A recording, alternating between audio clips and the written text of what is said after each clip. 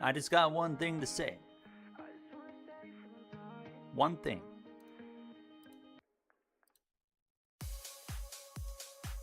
Screw the Leafs, okay? Screw the Toronto Maple Leafs. And them lucking into, of course, it's called a draft lottery for a reason.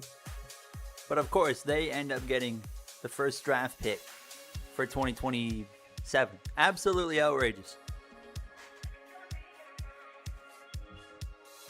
Hello, everybody. Welcome on in. Who's in here? We got Mr. Bailey's here. Telcontar's here. Mr. Matthew himself is here. Mr. Talladega winner from our PC lobbies about a week ago, week and a half. Retro Gamers here. AJ, Mayornator, Caps here. Andre, Sean, Hot Rod Cooper. That 198 car. Kevin Harvick fan. Chevy I. Welcome on in. Welcome on in. I went to the doctor today, boys. I got my blood test results back. NASCAR Byron fans here as well. What's going on?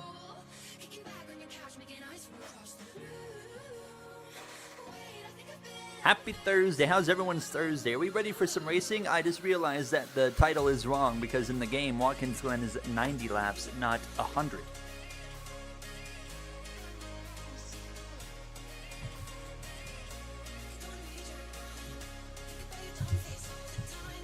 Hold on here, I'm hopping on the camera.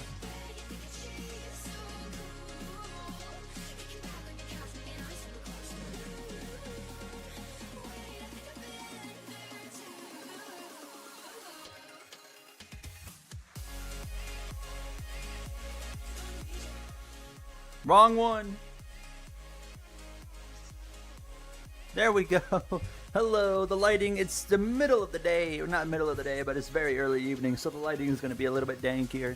I need to get better window covers. Definitely need to invest into those. Like, the ones I have are broken. They're like half broken, so like only half the window gets covered. So there's like no point in even bothering of covering the window. Toilet's here. What's going on, Toilet? I don't think the NHL draft was rigged. I don't believe in any of that, but it is hilarious that Toronto got the first pick. I wasn't happy. My Tampa Bay Lightning got eliminated in Game 7 last Sunday against against Montreal. That was a really difficult loss because we delivered Montreal their first ever non-shooting period. They went the entire second period without a single shot, and we still lost the game. It was terrible. Tampa just did not play good. I'm so tired of like the whole dump and chase like play style that a lot of teams utilize like the dump and chase, but Tampa's been doing the dump and chase for so long and it's just not gotten them anywhere in the last 4 years, it feels like, and it's really frustrating. October King, how are you? Welcome on in. Watkins Glen moving to the chase next year. Is that news? Did that just come out? I'm all for it. I'm all for it. I don't think Watkins Glen should be this early. I think it's outrageous that Watkins Glen is this weekend. Do you want me to DM you recent schemes I made now? We could do it now. We could take a look at it right now, Telcontra. You guys want to see some Heat 5 paint schemes here? I may need to turn my mic up a tad bit. I can't remember if I have it. I feel like I'm always changing it because sometimes I record a video and my mic position's different. I'm gonna go like right here for now. Exactly. How do you give up 9 shots and lose, right? It was so bad. It was terrible. It is what it is, right? I'm not giving up on Tampa. We still got a good core. Who do you got winning at the Glen this weekend? Also, Bailey, I'm doing good. Wait, people are flooding your comments saying NASCAR 25 career sucks. I love it. But they're saying, oh, I've seen those comments, Cooper. Yeah. We're going to be, fortunately, I'm really good at not caring about that stuff. So NASCAR 25 career mode is not going anywhere anytime soon. So we're all good there. Edmonton's out. Yeah, Edmonton is out. Sucks for Edmonton. I wanted to see McDavid do well. Anyways, back on Watkins Glen. I'm not convinced that Trackhouse or SVG is going to win or Connor Zilish. You know, they're just so far off. I mean, they'll run good, but I think Trackhouse is so far off. You're going to see it be like Coda, where they're just not going to have enough. So I'm thinking it's going to be like, it could be a Chase Elliott. It could be a Kyle Larson could maybe show up. Don't even rule out like a Chris Buescher, you know? I would not rule any of those. Oh, Bell. Christopher Bell. Keep an eye on Christopher Bell. Buffalo. Dude, Buffalo's been going crazy. I love watching I'm on the Buffalo bandwagon all the way. Hi, Wizard. All right, I'm going to show some paint schemes. You guys want to see some paint schemes? And then after the paint schemes, I'll show the points, and then we'll dive into the race here. Oh, the lighting is reflecting on my other monitor, so I can't see anything. Hold on, I got to go over here. All right, hold on. Let me pull up Discord.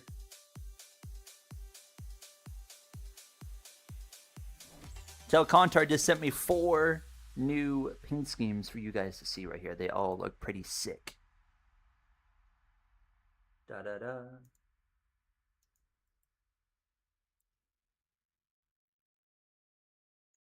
All right, here we go. I don't know how big this screen's going to be. Oh, copyrighted music's playing. Oh, what is that? What is that cropping? Oh, no, I got to hop over in this seat. What? Why does it look like that? I don't remember doing that. All right, hold on. Yeah, I'm just going to cover me. Yeah, there we go. We'll just take a look at it. All right. You've got Kevin Harvick, Hershey's 29. Very cool.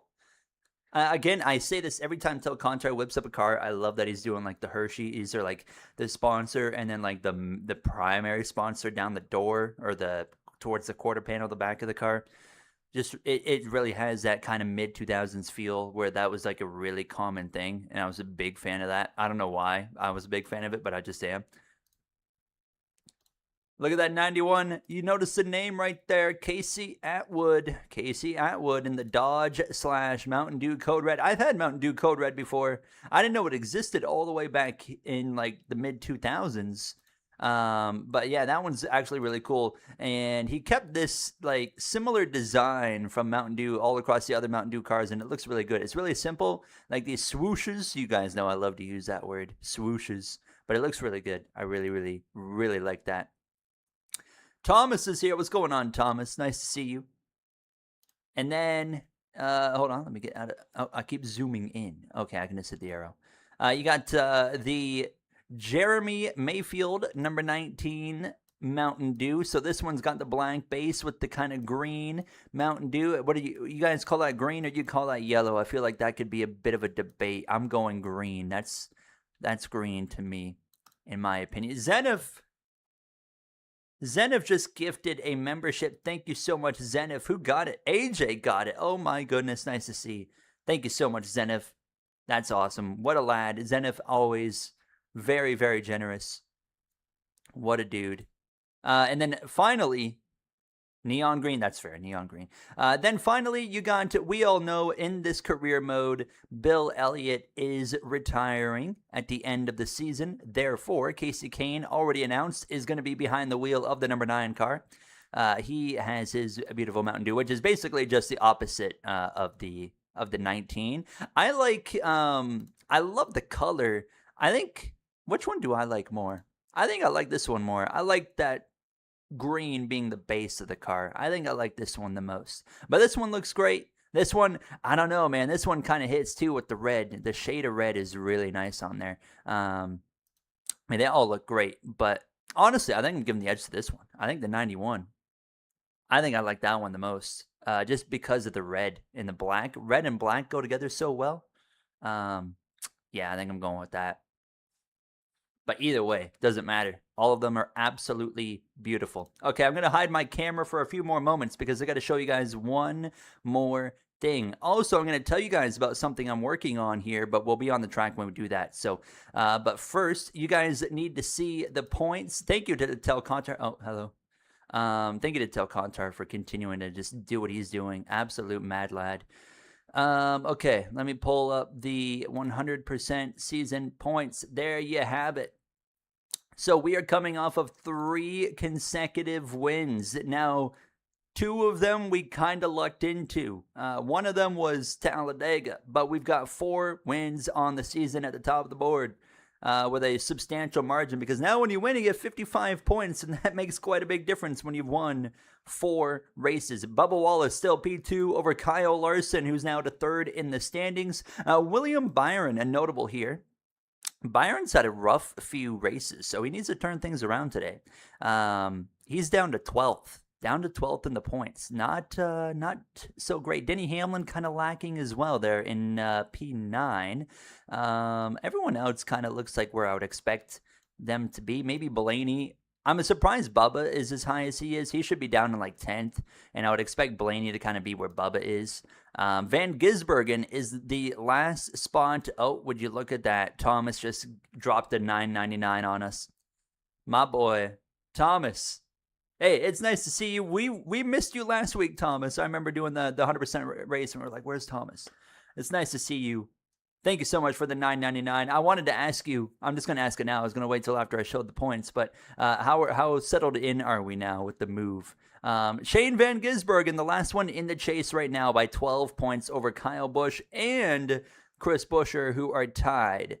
And then Priest out by 14. He had a really good race in Texas that bumped him up. And then Barry and everyone else kind of has a bit of work to do. Outside of that, I think we're ready to go. I would expect this guy right here, Austin Cindric's, probably going to start gaining some points and start moving his way forward over these next few races. And then finally, Van Gisbergen, as you guys mentioned there, he should have a good points day right here. So SVG is probably going to win this race. I don't think I'm going to win this one. You better win today because I couldn't watch the last 2 races. I will try my best, but it is not going to be easy. All right, let me hop on camera. Oh my God. Say hello to Bofa himself. What a lad. Let me get into...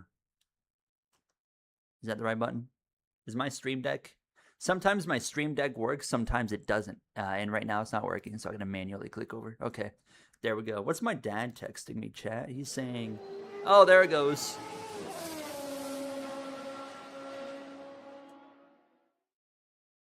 Thank you, Thomas. At redline_27 donated $9.99. Super chat.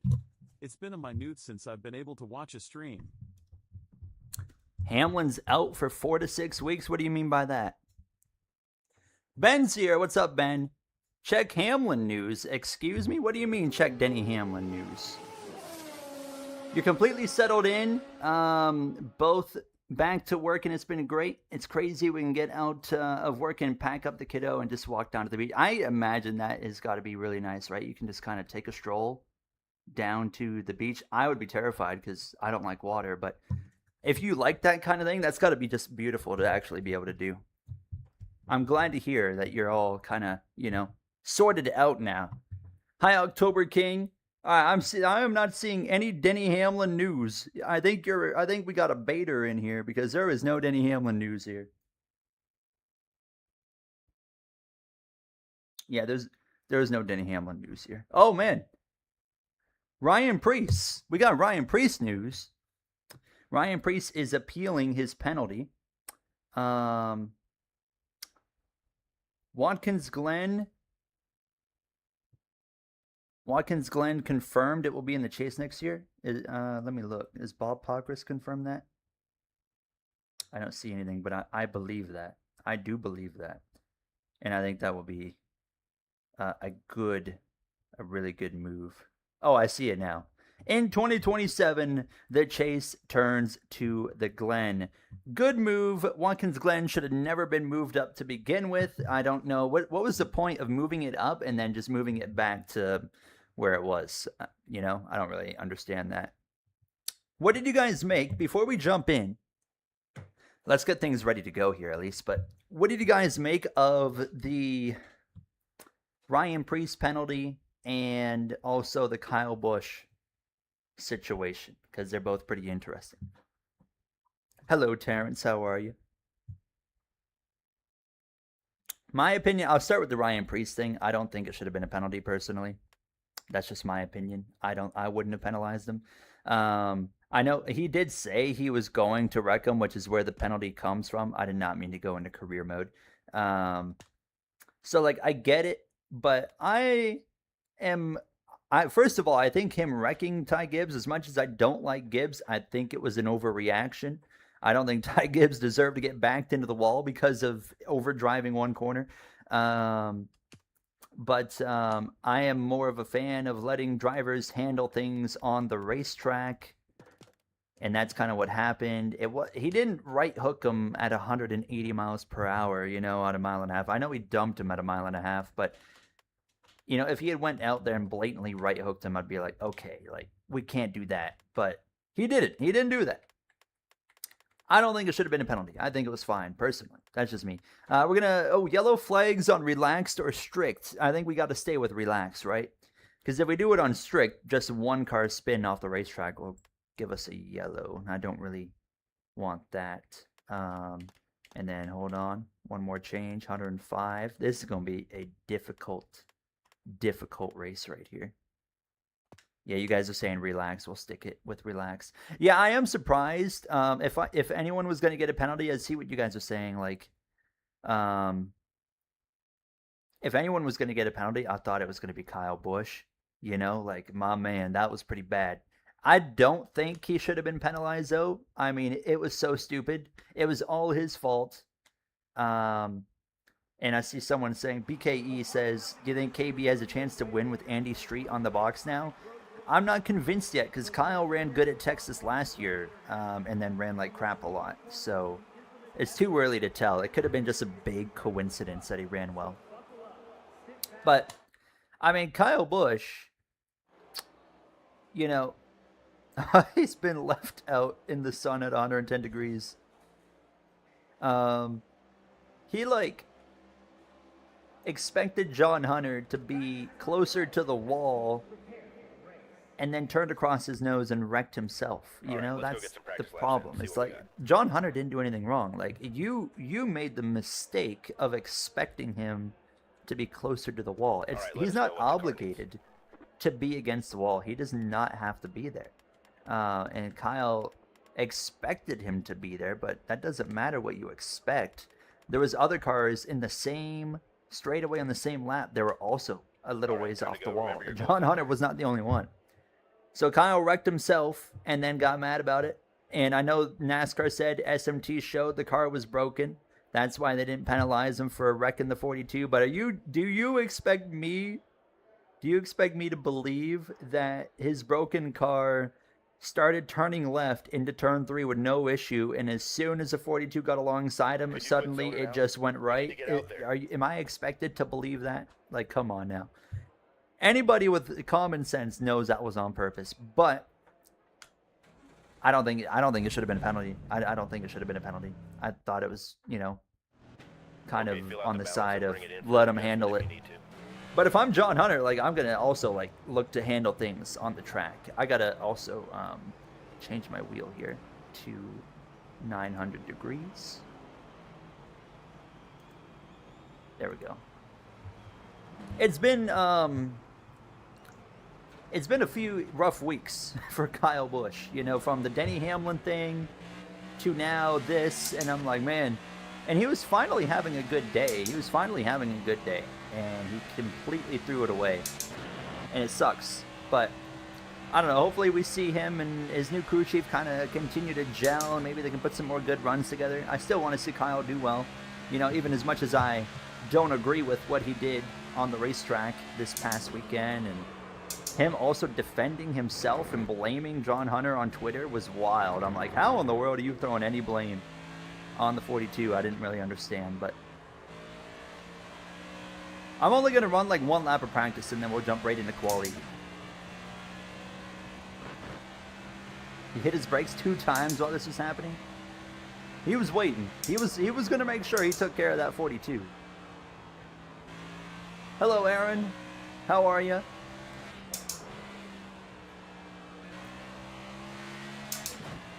But NASCAR's in a tough spot, right? Like you got to crack down on certain incidents, but then there's, you know, you can't crack down too hard because at the end of the day, NASCAR, you know, that's kind of what built NASCAR was the physicality and the kind of rough racing. So like they got to be careful with what they do crack down on. Like a right hook on a 1.5 miles, no matter what, a right hook's always got to be a suspension, in my opinion.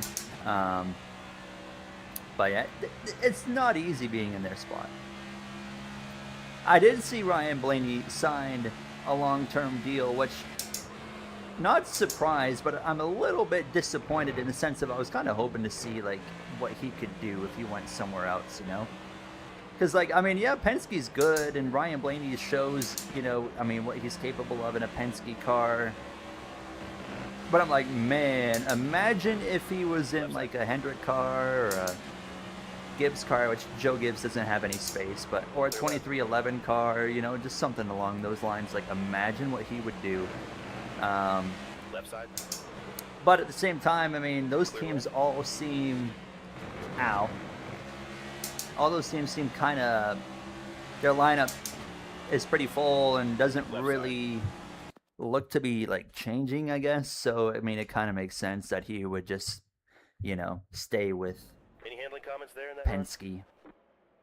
Are you doing a 100% season for the F126 DLC? I am. I will be when that comes out. I have a video coming out on that DLC tomorrow. I kind of got rude in that video because I called out like other YouTubers like Arava because he's made like 18 videos on a DLC that hasn't even released, and it's just the same thing over and over again. Bell being wiped out was wild, I agree. Also, my name is not Chuck. First time on a stream. Hello to you. How are you? Welcome on in. But yeah, that Christopher Bell crash was crazy. Absolutely. My man. I mean, Denny Hamlin kind of showed, you know, back it up and let the 34 wreck, and Bell did the opposite of going for it. And obviously, I mean, it didn't work out by literal centimeters, so. He's the top driver at Penske and one of the few top drivers for Ford right now. He's the number 1 driver at Ford. 100% the number 1. Yeah. They're going to offer him money.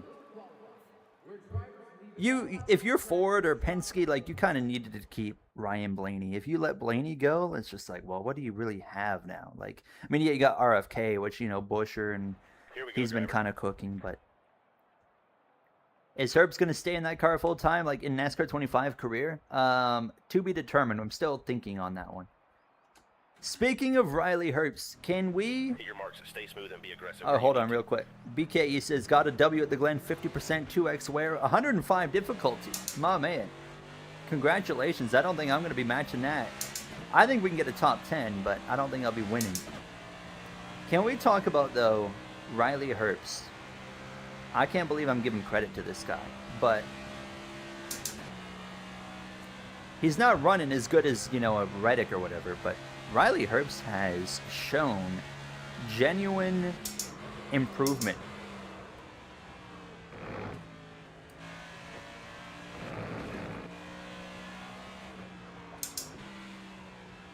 Yes, they just announced Watkins Glen in the chase for 2027.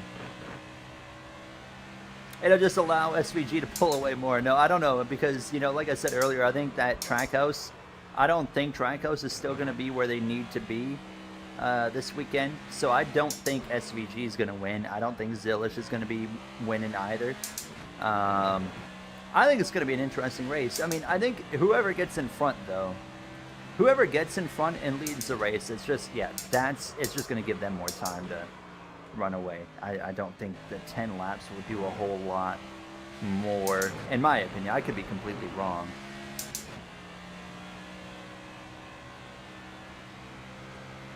But we do have SVG and Zilish in both trucks and O'Reilly this weekend, right? Dello, hello Dello. It's all good, brother. Appreciate you stopping in. This might be a one and done lap right here if I can get around here pretty good. A little bit loose into the carousel. I think I've loosened the car up a little bit too much.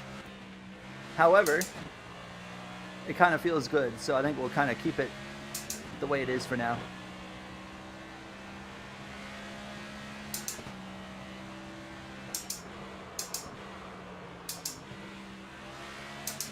Also, SVG had a pretty good run for Trackhouse's standard this season again at Texas. So he's, and not only him, but Zilish had a solid run, and even Chastain had a solid run. So it seems like, you know, Trackhouse still has something, you know. And when I say solid run, we're talking about, you know, finishing 15th to 20th, but still, you know, for them right now, that's like, if you get all your 3 cars in the top 20, like, that's a relatively solid day for Trackhouse right now. They are both running trucks in O'Reilly. I'm excited to watch that then. I'm going to catch Austin Dillon at a really bad time right here. That's a horrible time. Hello. Can I get past you? I'm going to just run you off the road because you're Austin Dillon. Right side. Clear right. See if we can find any gains here.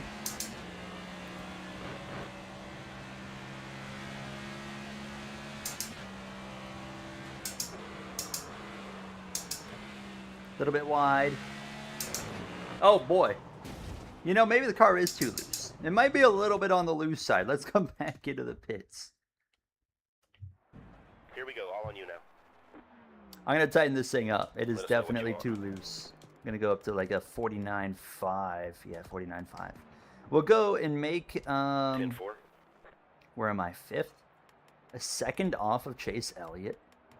We are... Oh my god, look at the gaps right now. We'll run one more lap. Whatever happens, happens. Let's go run one more. Yeah, what glitch are we talking about? What's the bus stop glitch? The car's in your hands now.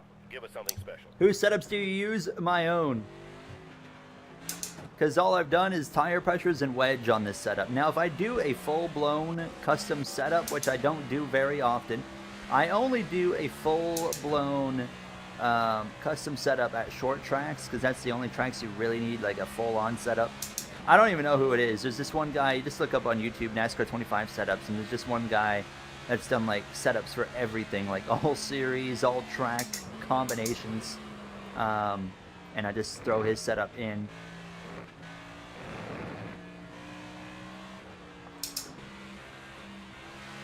I used it at what, Martinsville and I think Bristol were the only 2 I've used it. I could have used it at Phoenix. We really struggled when we went to Phoenix. I remember that was a rough one. But, you know, I don't mind having like a few weeks where we actually struggle because, you know, I mean, in real life, drivers have weeks where, you know, they're just slow. Look at Kyle Larson last week.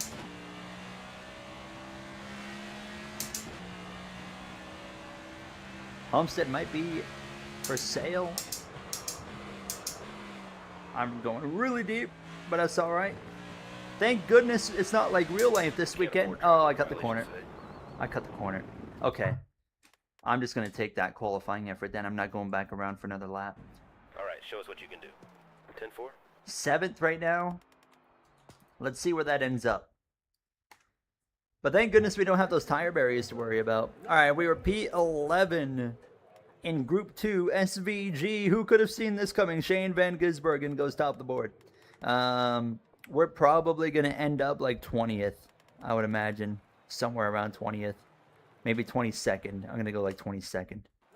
20th. It was 20th. Okay. P20 right in the middle of the field. SVG on pole by over a tenth on Christopher Bell.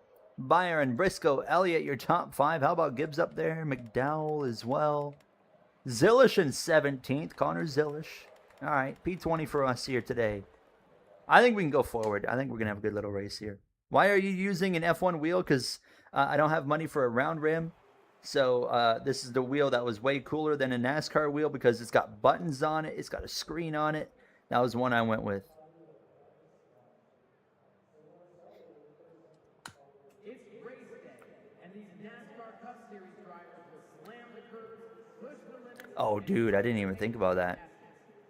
Yeah, they might have the tire like barriers in NASCAR 26 now. Watkins Glen International.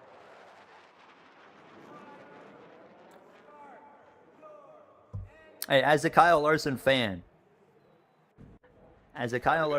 I can tell you Kyle Larson has done a few things that I'm sure would make people not like him. You know, he did that one thing on iRacing. I'm not going to dive into that one. And you know what? He drives. You know, he does some silly things on the track sometimes as well. As a Kyle Larson fan, I can fully see why someone wouldn't like Kyle Larson. You know. But I personally don't think anyone even needs an excuse to dislike a driver, you know? Like, sometimes, you know, I have, see you sitting in there, right? when I was growing up, Let's go. I would have drivers that I didn't like for no reason. I'm just like, yeah, I don't like that guy, you know? I don't know why. I couldn't tell you. He didn't do anything. I just don't like him. Sometimes it's just like the vibe that a driver gives you. I'm just like, yep, that guy, I'm cheering against him. It's the best thing about sports is we can all like or dislike different people or teams and stuff like that. Oh, Brad Keselowski? Do you mind explaining Let's to me not what you're talk doing about over that. Let's not dive into that. I'm still mad about that. I actually have forgiven Brad. I haven't forgiven the situation. You'll be at the Glen this weekend. Oh, your first live NASCAR race. Mr. Mike Bowman. I have never been to Watkins Glen, but I have always heard Watkins Glen is a really fun time. So I hope that you have a very fun time. All right, let's dive into some racing, shall we? The stream title says 100 laps. I lied. In the game, it's only 90. So 90 laps of Watkins Glen.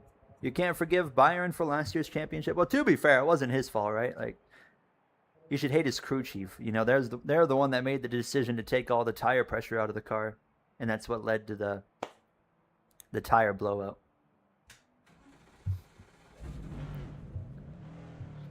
First race, as in like first one I watched, I always thought it was Michigan, and I was wrong.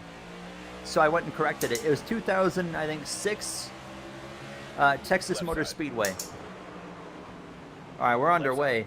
What are we looking at here? 20 laps in stage 1. That's not long. That is a really short stage for a road course, it feels like. I don't know. Either way, watch out. We're going to see a lot of stacking up here on this opening lap. Probably the first 2 laps, really, going down towards the bus stop. Man, I lost a ton of speed up the hill. But I'm just going to stay over here. Left side. We got time to be careful. I'm not like in a hurry here Left because side. I'm confident we got speed. So I'm just going to take my time Clear. on at least the original start of this race. Oh, it's so loose Left there side. when you get on that curb. Clear left. Praise Bofa. I agree. Mr. Whitetail, nice to see you. How are you? Side. First race you went to was Bristol in 2012. I'm not going to flip the stages, no, because the AI won't, and I don't like taking advantage of like the flaws of the AI. It just it's not as fun to race when you just take advantage of the flaws.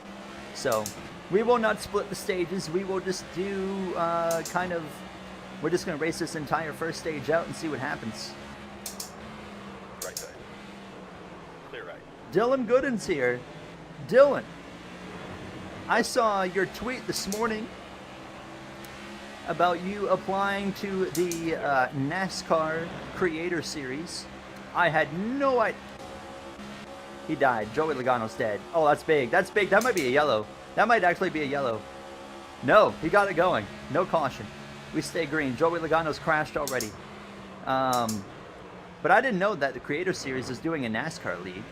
So I went and applied as well. So Dylan, I hope that both of us get to race together. That will get me back into doing some iRacing right there. Oh, Priest's so slow. Hey, don't give up. Don't give up on Joey. He's got a yellow on the way. He's got a yellow coming here, guaranteed.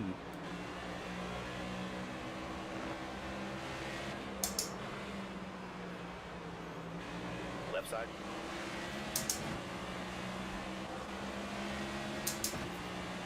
Clear left. Yeah, Creator Series does get some beef.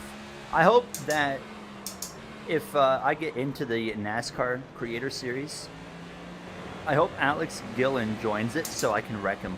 I can't stand watching him race. No offense to him, but my goodness, he is pinnacle of hating. Like, he races people a certain way, and if they race him the same way back, he throws a fit. Those are the type of people I like to screw with on the racetrack.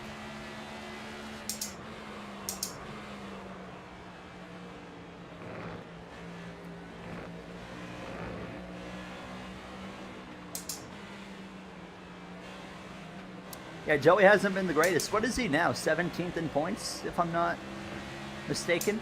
Now, to be fair to Joey, he's had a couple rough weeks. He's had a couple rough races that weren't really his fault. Talladega, the big one. Texas, Cole Custer deciding to stop in the pit lane. I don't know. That's a difficult scenario. I'm like, why are we stopping in an active lane? I don't know. But, I mean, obviously he's trying to get into his pit box. He's trying to let someone go. Like, I get it. I get what was happening there. But I don't know. I feel like unless there's some bad situation, you know, where you're going to hit a car, like, I don't think you should ever be stopped You're all clear. in an active pit lane, outside of your pit box anyways.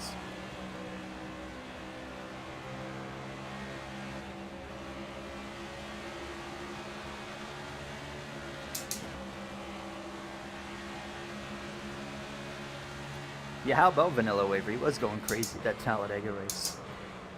All right, we're up to 16th. Mr. Connor Zilish up here in the conversation right now. Someone asked earlier about Connor Zilish in the career mode, that 87 car.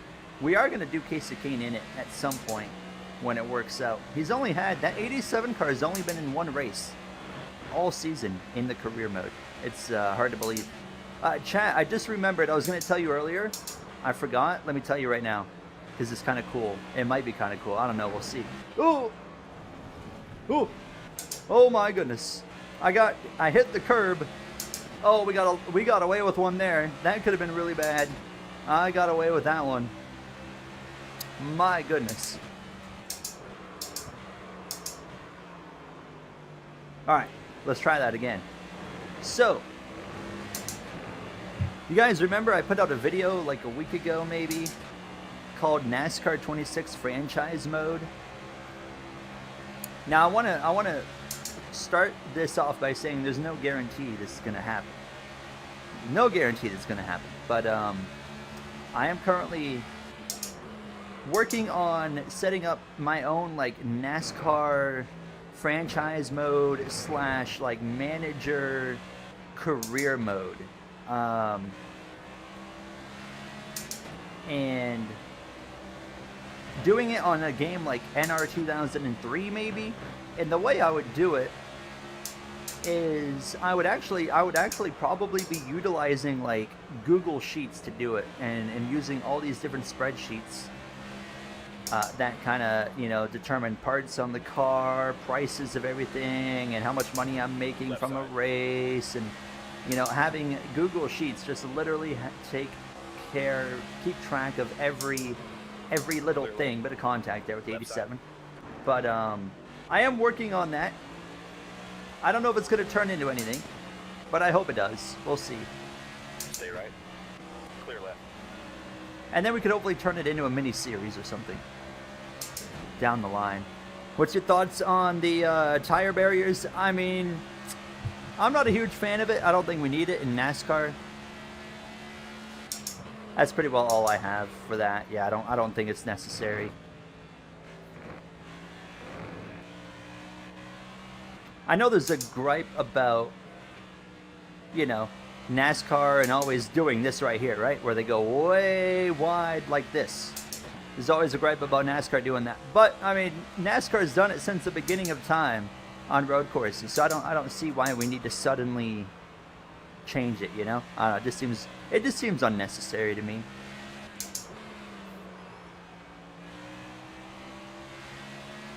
Alright, we're up to 15th. We're actually making good time here. And Shane Van Gisbergen is not leading right now. It's Christopher Bell out in front.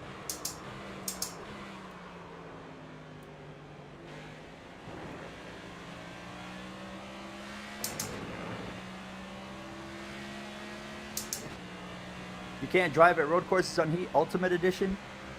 No matter how much practicing. Any tips? Is that the one on Switch? On Nintendo Switch?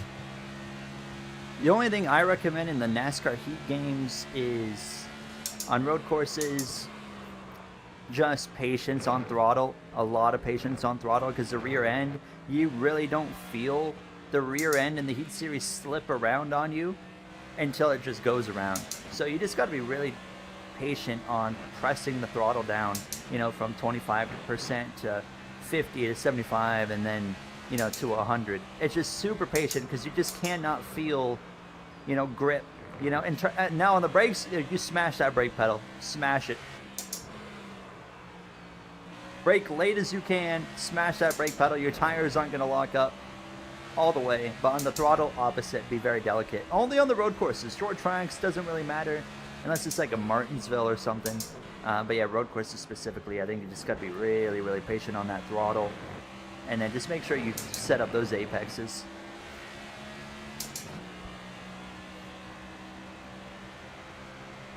I'm going wide, way wide. Caught the barrier. I just got really tight through there.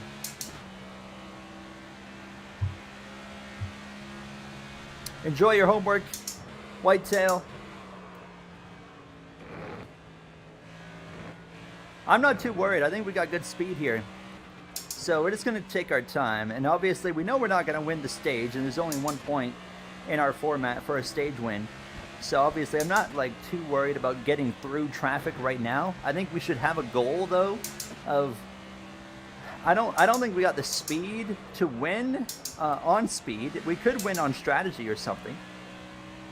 But I think we should have a goal. Just make sure we're top 7 or 8. If possible, by the end of the second stage, I think.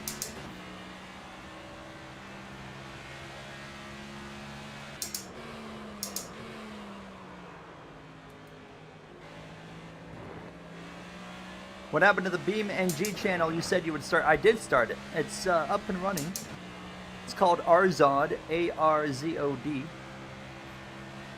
I don't upload very often, only like once every few weeks. But I do have videos on it. My man.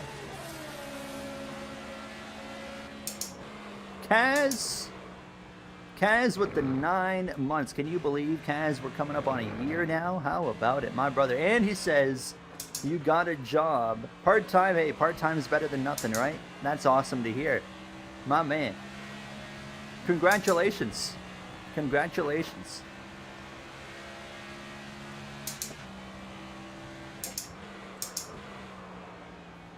Feel the last 3 races of the regular season falls in SVG's favor. What are the last 3 races? Richmond. Oh, Richmond. I could see that definitely. New Hampshire. Another one. Yeah, Daytona. You're not wrong. Those could definitely be like 3 good races there for SVG. I didn't even know that was the last 3 of the regular season, but now that you say that, I kind of agree with that. He was kind of cooking at the 2 regular ovals that you mentioned there. Hey, speaking of BeamNG, I got a BeamNG video coming out tomorrow on this channel. I was going to put it up today, but then I was streaming today, and sometimes if I'm streaming, I don't like to put out a video before I stream. So that's going to go out tomorrow. And what was I about to say? Oh, it's so there's this map that I can use AI, and I basically created a NASCAR wreck avoidance game with this mod. So you get your big pack of cars racing together, and they all end up eventually like crashing, and you just have to avoid the crashes. It's really fun. You guys remember that Roblox game called Backstretch Battles? The map and the racing is similar to that. Yeah, Komodo Gaming did a video on it. Yes, Komodo, yeah, he did it. So check out Komodo Gaming, because he already has a video on like the same concept. Because he's the one that sparked the idea. I watched his video on it and I was like, holy crap. And then the guy that made the mod, the map, I'm already subscribed to him on Patreon. So I got the map. It was pretty fun. Once I got it work, it took me like an hour. It took me like an hour to get it where it was supposed to be, to make it a fun video. But once it got set up, it was actually a lot of fun to do. So I'm hopeful that you know, I've been trying to cut back on like experimental videos lately because they've been doing so bad. Unfortunately, like not a lot of people have been watching them. But I was like, I gotta do this video because it seemed like a lot of fun, and I had a lot of fun doing it. So I'm like, okay, I'm gonna put it out. I have another experimental video coming out probably next week as well. And that one's going to actually be on NR 2003. Hello, Alex Bowman. I hit him in the bumper and pushed him forward. Oops.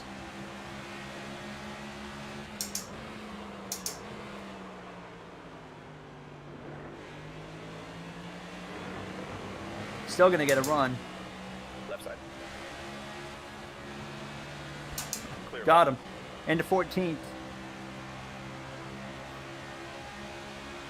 Heat 4 is still fun 7 years later.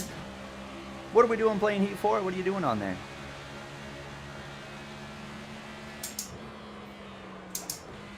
Oh, the 12. That's another Penske driver. Ryan Blaney. Oh, that's a big hit into the barrier. We're going to probably stay green. That's just one car. That is 2 Penske cars that have crashed in the first 12 laps of this race. Now we just need Austin Cindric to go around.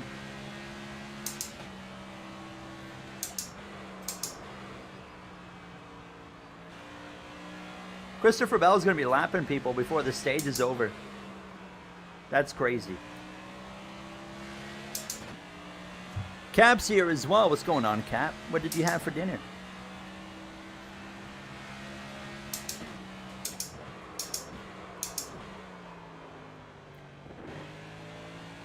I got my blood results back today from my blood test. I went to the doctor.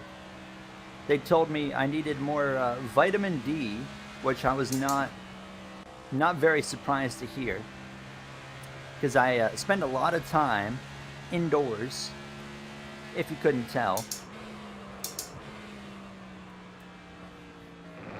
And then they what's that? What's vitamin? I don't even know. It's the sunlight vitamin. The sunlight vitamin. They're like, yeah, you need more of that. So, I'm like, all right. So got that. And then they ran this like extra test on my blood, because my mom has like a thyroid issue. So they ran a test on it. They also tested my thyroid just to see. And turns out there's like my thyroid is producing too much hormones from my thyroid. I'm like, okay. So they're like, we're gonna, in 6 weeks, I gotta go and do another blood test for that. And they're like, if it's still producing too many hormones in 6 weeks, then they're gonna have to give me some prescription that lowers that to where it's producing less hormones. So I was like, okay. So that was that. And that was it. I am using the, what do you call it? Telcel paint scheme for Daniel here. And we are cooking. We are moving forward, coming to 6 laps to go in stage number 1.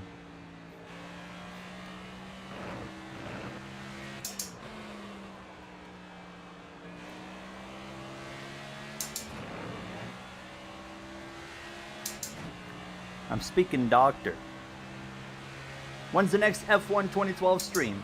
I might do it on either tomorrow or maybe Saturday. Which also reminds me, one thing I'm hoping to do on the F1 channel soon, I might do F1 25 open lobby stream here sometime soon on that channel. And you know what's awesome about that game? It's got crossplay.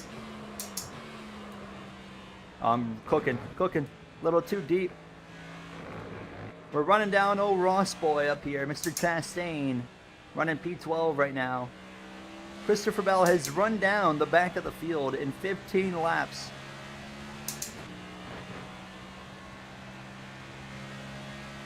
You're concerned with the track limits this weekend with how I exit the carousel? Well, it'll be fine because the drivers won't exit like that. You know, they'll see that new barrier there and they'll work around it. They're professionals. They can navigate around it. I think it'll be... I mean, I think at some point in the weekend, someone's going to get stuffed into that barrier. I think it's just inevitable. You know, we got 3 races there this weekend. It's going to happen at some point, right? All right, 5 to go in stage 1. Let's see if we can get to Chastain before this is over. Alex Bowman actually kind of low-key cooking back there as well.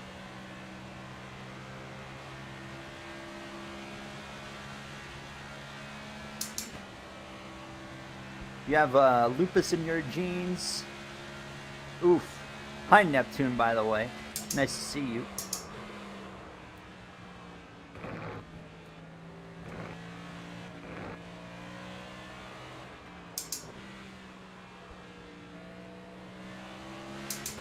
Oh, yeah, F1. Great that you bring that up, Retro Gamer. Canadian Grand Prix next for Formula 1 in a couple of weeks. Did anybody watch Miami?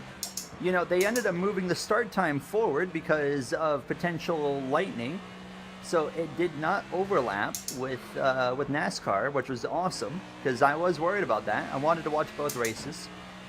I didn't know what to expect. They had some regulation changes. And I'm like, oh, I don't know. This race could really suck. I've never enjoyed a Miami race. Every Miami race that I've watched, I was like, yeah, that sucked. I didn't really care for that. That was by far, not only was that was the best Miami race I've seen, but that was also the best race of the year for Formula 1. It was a very enjoyable race. Like I enjoyed watching the Miami Grand Prix as much as I did the Texas race. Like both races were just really solid races. I enjoyed both. You had, you know, Max was driving like a madman all race long. It was hilarious. And he made his big mistake on the opening lap. You had Gasly going up and over off of Liam Lawson. That was wild. You had Hadjar making his massive screw up, and then throughout the race, like you actually had some, you know, passing and some interesting racing that was going on, and there was some also interesting strategies. Like it looked like Lando might be in position to win, and then, you know, Antonelli and Mercedes kind of beat him on the strategy, and that was pretty fun to watch. And then the final laps there with Leclerc, you know, making the mistake he made, and the drama coming from that, you know, with George and Max running him down on the final lap. And it went down literally right to the checkered with Max. It was a lot of fun. I really enjoyed that race. It was awesome. And I think the best part of the F1 weekend was, and I'm going to butcher his last name, the boss man, Benjamin Silem, whatever it is. He came out and confirmed that F1 is going back by 2030 or 2031. They're bringing back V8 engines, and they're going away from the battery electronic crap. They're going more natural, you could call it. I think that's fantastic. It should have never even gone in this current direction, but I'm glad to hear that they're reversing course already, and they're like, yeah, we're going to fix this. I'm very happy. Very happy to hear that. See you later, Hot Rod Cooper. 2 to go this time. We got lap cars. We got lap traffic with 2 to go. Your PC F1 manager game won't load no matter what. Do you have mods, AJ? I would imagine you got to have mods, right?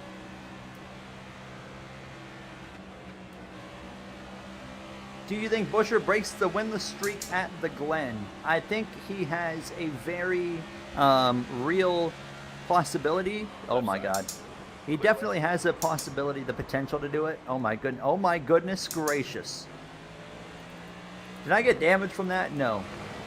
Yaley, my man, get out of the way. Oh my God. Now, that's going to be interesting dealing with that in the final stage especially. Right side. Look how much time I lost. Clear right.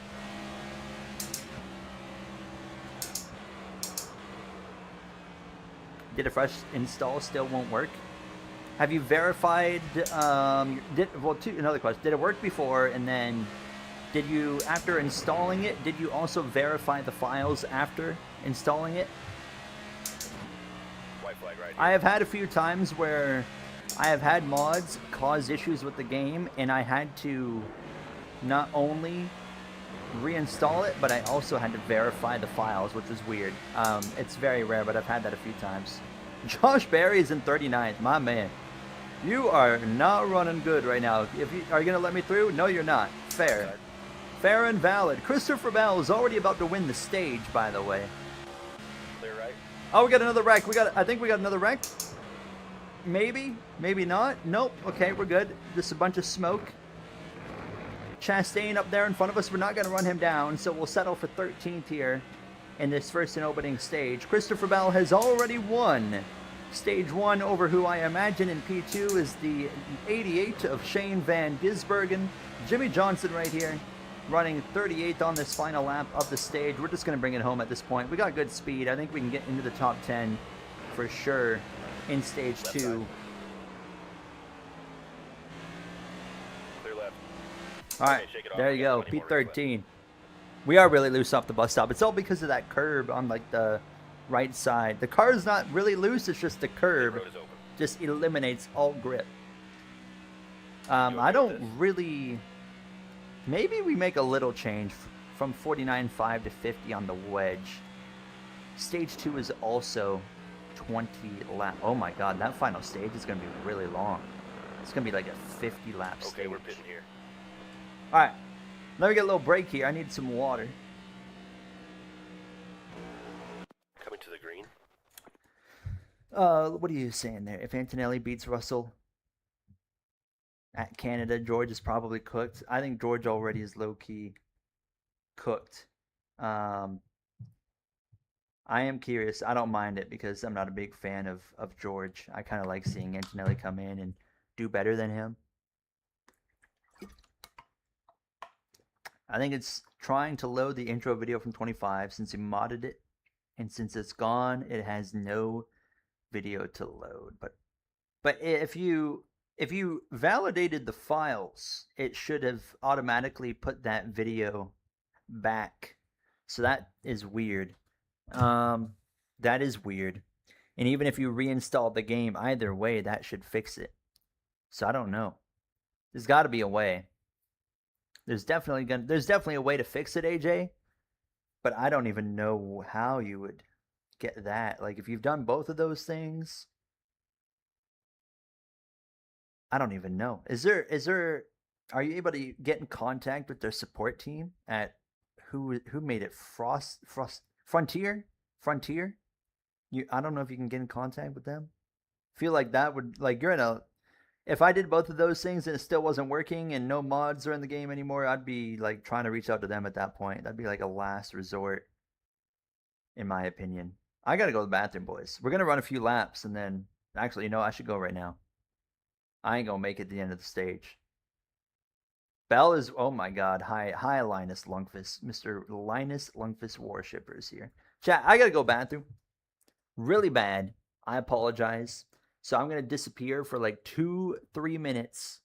You guys keep yourselves entertained and tell me why in the chat so when I come back I can read your comments. Just tell me why you think Chase Elliott is going to be champion in 2025, 2026. I'll let Bofa read the comments. I'll be right back, I promise.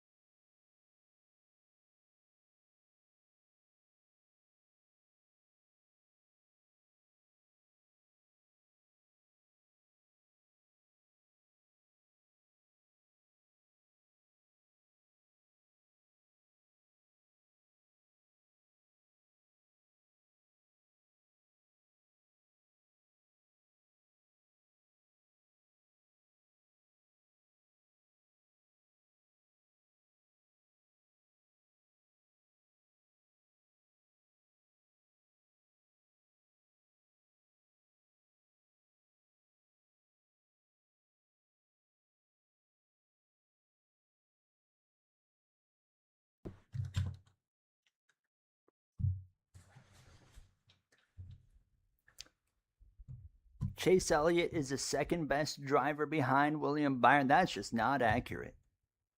I disagree with that. I wouldn't put either of them in the top two. Are we talking about talent or are we talking about just right now? If we're talking about right now, it'd be Reddick, it'd be Hamlin, then it'd be Elliott, and then you have Blaney. That's top four. I'd agree with Kaz. If we're talking talent, Kyle Larson, Reddick, Blaney, Hamlin. I don't know. Oh, he's talking drivers he likes? Okay, that's fair. You ready now? Stage 2. Let's get it, baby. We're back Green. and ready Left side. to attack. Way to go. I like William Byron. I'm not like a fan of William Byron, but he's like dead neutral. He couldn't be. When you talk about a driver that's neutral for you, like you don't like but you don't dislike, William Byron is that guy. All All right, into P11. Left side. Chastain still to my left. I got a lift. I got really tight. Forgot that wedge adjustment I made. Went up to 50.0. And boy, it made a difference right there. Not a good one either. Watch out for lifting. Watch. I'm going to be a little bit more. Left Oh, side. God. Oh, God. Oh, we're 3 wide. We are 3 wide. McDowell on the left. Left side. Hello.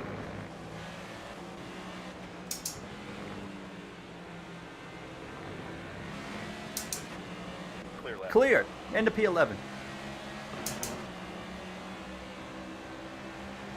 Formula Circus. Is Formula Circus the old F1 game that dude's making?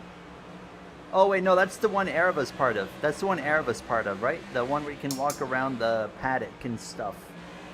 I probably would not do a career mode on it. I don't think that game's going to go very far. I'll tell you why. And it's just based off of personal experience with the guy that makes the guy that's making that game right now. So that's the same guy that made a he's the one that made the massive mod for F1 2020 that you could have a career mode from like 1990 something to like 2007. It was crazy. However, you know, from my personal experience, he made this mod, whatever. However, and I mean, it's not easy to do. It's not easy, or it's not an easy thing to do by any means what he did. But he charged people money for it, and then he gave up support on it while people were paying him money for this mod. And the mod was, you know, had all these issues. I know Matt212 told me a lot about it because he was the one, he was doing a career mode on it, and he was like, dude, there's so many issues, and the guy that made it just, you know, just gave up support for it and just said, you know, good luck to everybody. So that kind of, when a guy developing just a mod does that, for them to put a game together, I don't have a whole lot of hope or trust for those people. I know Areva being involved allows them to have a lot more money into the system, but I don't really have a lot of trust for them based off of how they handled like that mod and whatnot. Now, if it turns out to be a good game, absolutely I'll do some videos on it. Probably not a career mode because it's not like an actual F1 game. Like, you're not going to have official F1 drivers unless they have mod support. I don't know if they're going to do mod support, but I'll definitely, like, it'll be one of those things I check out, though, for a video.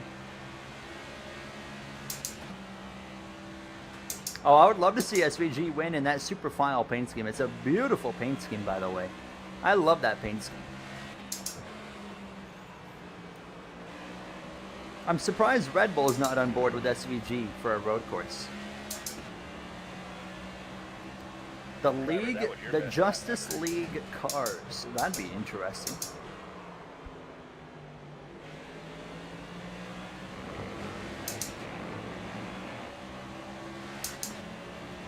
If Max leaves Red Bull, do you think Red Bull would go for someone else outside of their camp? Or sign, well, I don't know. Right now, I would say they go outside of their camp because Lindblad, I mean, he had one good race to start the year, then he's just been kind of average. Lawson hasn't really been that impressive. I would go out of house, you know? I would definitely explore out of house options. I need to see more out of the other guys. The safety file car uses AI. Does it actually? Does it actually use AI? I will say, you know, we're seeing a lot more AI be worked into NASCAR lately, like especially this year. Oh, that's the second time. Got really loose. The dude in Shield is AI. I did not know that.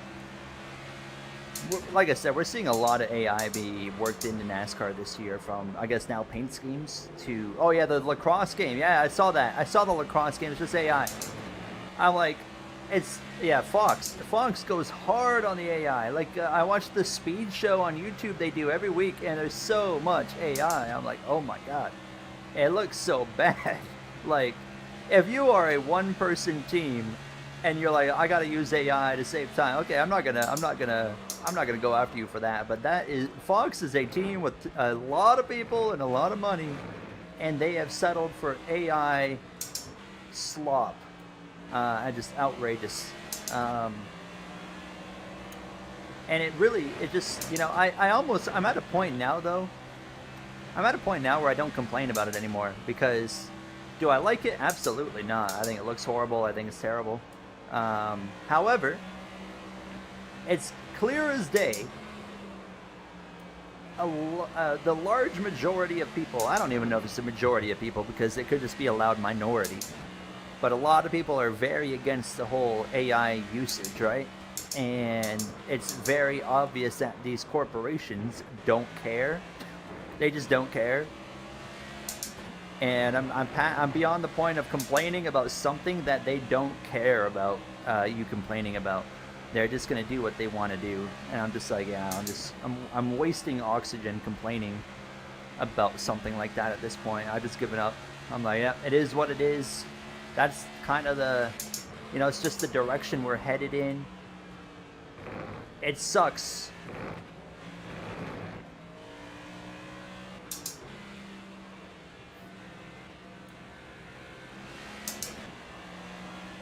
WWE is doing AI videos, really. I don't watch any wrestling, but what kind of AI videos do they do?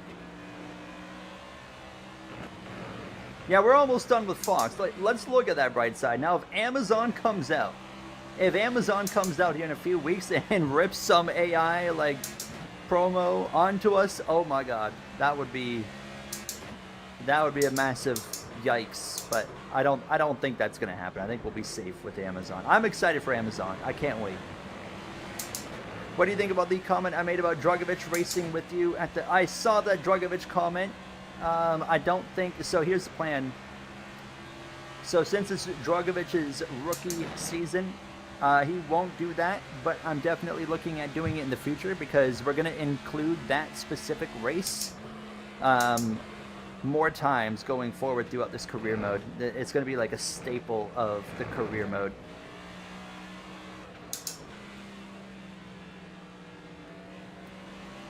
Ty Gibbs, where you going? Ty Gibbs, way wide. It's going to bring me right up to the back of him.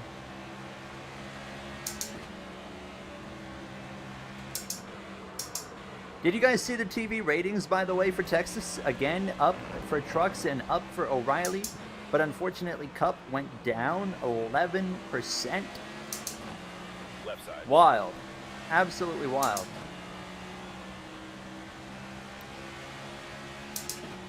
And Brad Keselowski's not going to be happy either, because Brad Keselowski was telling all of us earlier in the year that the road courses are the best, or are the worst rated races every year. But right now, Coda's like a top 3 race in terms of ratings so far this year. We'll see what happens with Watkins Glen, but so far just this year is proving Brad completely wrong.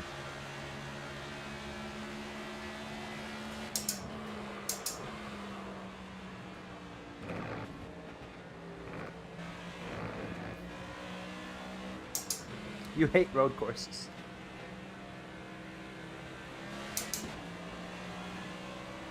I think the road courses are great. I think I would like a couple more. I'd like to have, you know, still 5 or 6 road courses personally, but I like when you link NASCAR with F1 and F1 with NASCAR. I feel like I almost felt obligated to do that, Dello, because it's like I'm a NASCAR creator and an F1 creator. Like, obviously my F1 channel is significantly smaller for now. Hopefully that'll change at some point, but I was like, I don't know, I think it's really cool when you do both and then you can also like overlap them.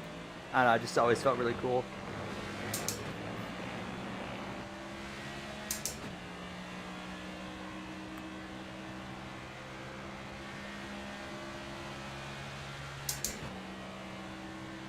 You won't be watching Dover? You're not going to watch the All-Star race, Matthew?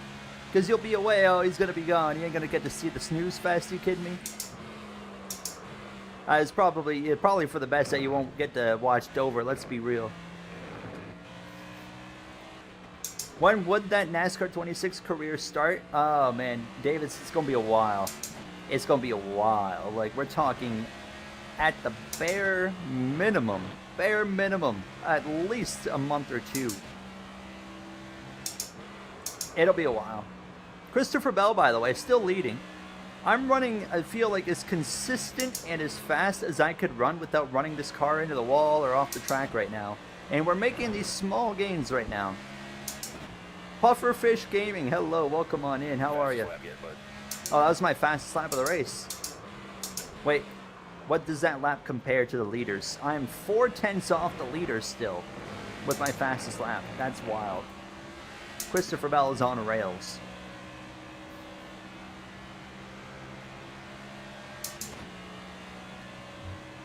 Oh, CTMP. Oh, is that this next weekend?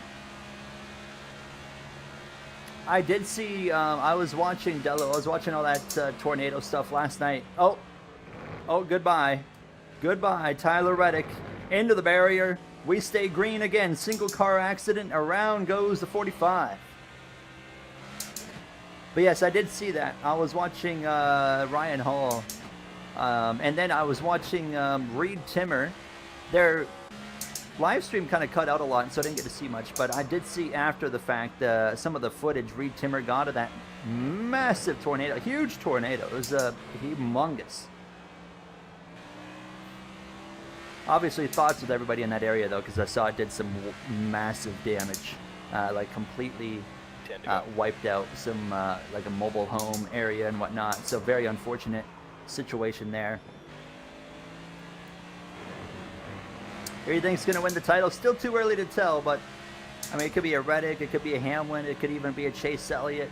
But I mean, there's going to be a name or two that sneaks their way up there before all is said and done. You know, we're far away, I think, from knowing, you know, who's going to be the title favorite. Because, you know, who's the title favorite right now is probably not going to be the title favorite in race, 26. Who's in front of me? Is that the 19? Briscoe and then Larson in 7th and 6th. Byron, I'm not seeing enough from Byron yet. He's definitely going to have to... They got to get their act together. I don't think it's a him problem. I think it's just Hendrick. Hendrick's still got a ways to go, I think. You know, they're getting closer, obviously. We saw the 9 and the 48 run really well. So they're getting there. I definitely am October King, absolutely. It's woodwork stuff. What are you, like, going to be in, like, a lumber yard or something, Kaz?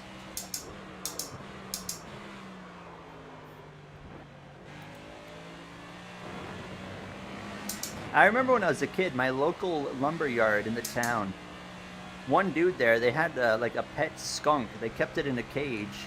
And, yeah, it was just literally, they had a pet skunk at this place. It was wild.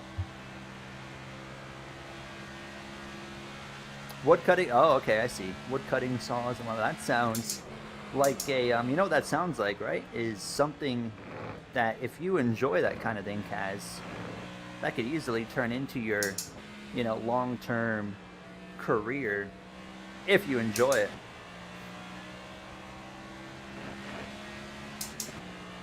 Yeah, Hendrick needs to be more consistent, absolutely. They will get there. That we all know Hendrick's going to get where they need to be. Larson's going to get to... I mean, I know Larson's had 2 bad weeks, but let's look at what happened. Talladega, is Talladega. You write that one off. Texas, he wasn't running great. He also got some damage from the 19 at Briscoe with their pit road scenario. I saw some people kind of, have alarms on the 5 right now. Like, well, you got wiped on the big one at Talladega. That's... Don't even count that. That's a waste of time. Texas is, yeah, he screwed up there with wrecking himself. So I see that, but I'm like, I'm not ringing alarms after one mistake at Texas and then getting wiped out in the big one by somebody else at Talladega. I'm not really worried about Larson yet. Now, if we go to Watkins Glen this weekend and Kyle Larson at a road course does not run top 10, then okay, I'm like, yeah, you know what? You can sound some alarm bells. But, I mean, just 3 weeks ago, Kyle Larson was like 5th in the points, 4th in the points, somewhere there, fighting for a win in Kansas. And then it's wild how the narrative can change in just 2 weeks. I think Larson will be fine, though. Oh, the 19's around. Briscoe's around. Into the gravel. There he goes. Another position. Thank you. Into P7. Oh, I'm going to hit the wall. I'm going to hit the wall. I'm going to hit the wall. Oh, we're okay.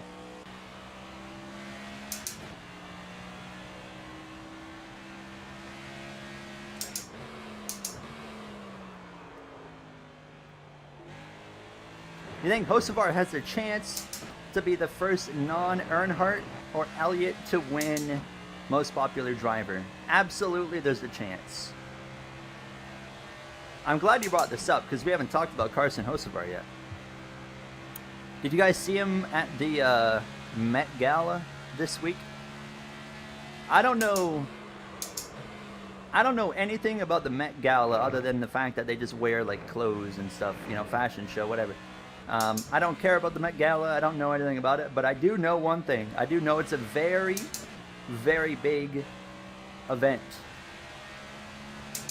So to see Carson Hocevar show up and represent the sport, I have not been a fan of Carson Hocevar, but it's stuff like that where I'm like, you know what? Like, I can get on board with this guy because he's doing stuff that's really good for the sport. Putting NASCAR drivers out there like that is very important. And I respect the daylights out of him for doing that. Hello, Benjamin.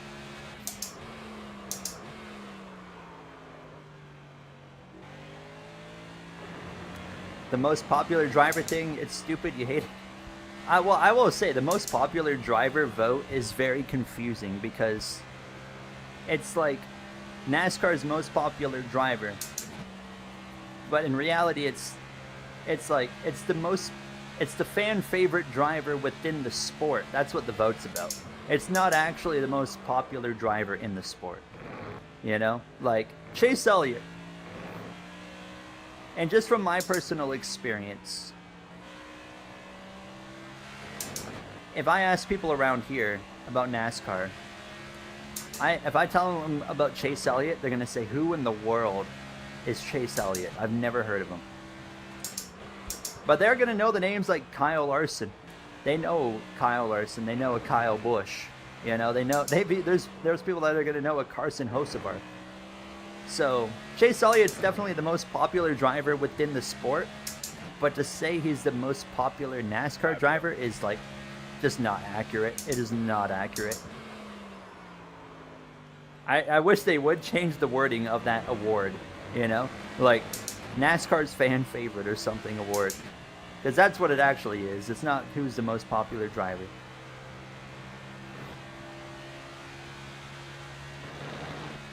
Hocevar was a baby in the Truck Series. Absolutely. Absolutely. That's why I didn't like him. Now, like I said, he's been cleaning it up. You cannot deny it. I have always been a big hater of Carson Hocevar. I have not shied away from it. I've never liked him. But I'm starting to like him a bit. In the Truck Series, he wrecked Corey Haim in the Final Four. He's wrecked other drivers on purpose in the Truck Series. He's wrecked himself on purpose to get cautions. I didn't like that. He did it in Cup as well. He wrecked people on purpose in Cup. Even under yellow at one point. I think it was Martinsville where he did that. He ran over people for no reason. Blah, blah, blah, blah, blah. But it seems like he's turned a corner. It seems like, to me, we're seeing a new side of Carson Hocevar of like he knows now when to be aggressive and when not to be aggressive. And I don't know, I'm starting to like what I'm seeing out of him. And I like what he's doing for the sport. Yeah, Harrison Burton under caution, yeah. Thank you. So, yeah, when you drive like that, like I've always said, I like aggressive drivers. I mean, I'm a fan of several aggressive drivers. Kyle Larson, you know, Denny Hamlin. But, you know, Daniel Suarez isn't really the most aggressive, but I like aggressive drivers that know when to be aggressive and, like, have a finesse to their aggression and not just running people over. And that's why I didn't like Hocevar, because, yeah, he was aggressive, but he was just running people over, and that there's a big difference. So I don't like that. But it seems like, yeah, I mean, as Davis says, he's kind of growing up a little bit. And now that we're starting to see him just make way smarter decisions on the racetrack. I'm like, you know what? Like, if he keeps it up, I can absolutely get down with this guy. Like, I can definitely be a fan of him. But he's got to keep it up. He's got to keep it up. It's not like, oh, okay, you cleaned it up for a month or two, and then you're back to what you were doing before. But I like what I'm seeing recently out of him. That's for sure. Did Arava actually delete your comment? He did. He did. He did not like it. I thought it was funny. He did not appreciate it. Who do you got between SVG and Zillish? I'm going with Connor Zillish. I'm going to go with Zillish on this one. What do you guys think? Because, I mean, last year they had a battle in Watkins Glen and O'Reilly. And Connor, I mean, outside of wrecking him, was faster and came out on top. And then, well, he came out on top and then he ended up on the ground because he fell off the car. But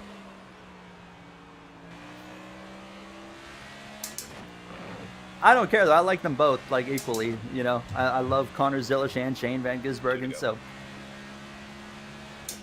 All right, 2 laps to go here in stage 2, and then we got just one more stage to go. Already coming up on the final stage. It has been green outside of the stage. Yellows as expected. The only way we're going to see a yellow here, it is possible. I have gotten cautions on relaxed yellows at road courses before, but it's pretty rare. You have to have 2-3 cars pile into a crash if you're going to get a yellow at a road course.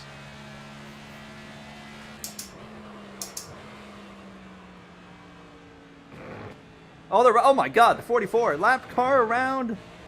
No caution, 1 car, and again, that's the 3rd spin we've seen, but that one's in a really awkward spot.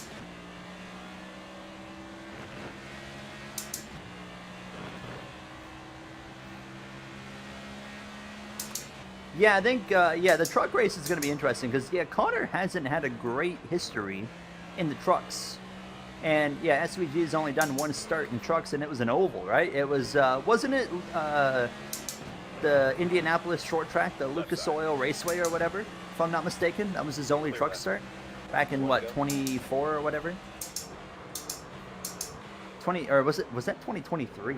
Was it 20? It was 23. That long ago. It's crazy to think.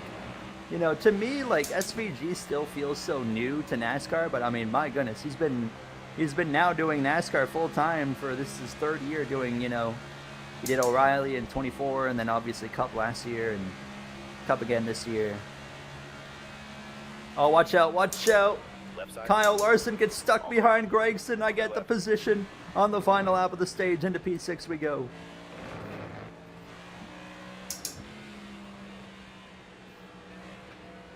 Oh, Shane Van Gisbergen's got the lead. Oh, and they're battling right now. Bell's back to the lead. They're scrapping it out for the stage win, but it looks like it might go in the way of Christopher Bell. Bring it home. 2 more corners. We're going to get a great result here.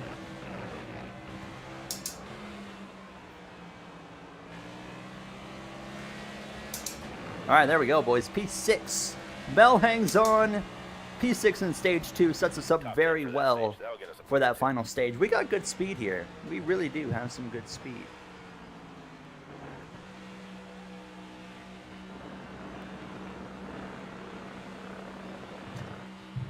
Where'd my controller? Oh, it's right here. Okay. I'm not going to change anything. I was pretty happy with how the car was. Byron in 3rd, Elliott 4th, and Busher in P5.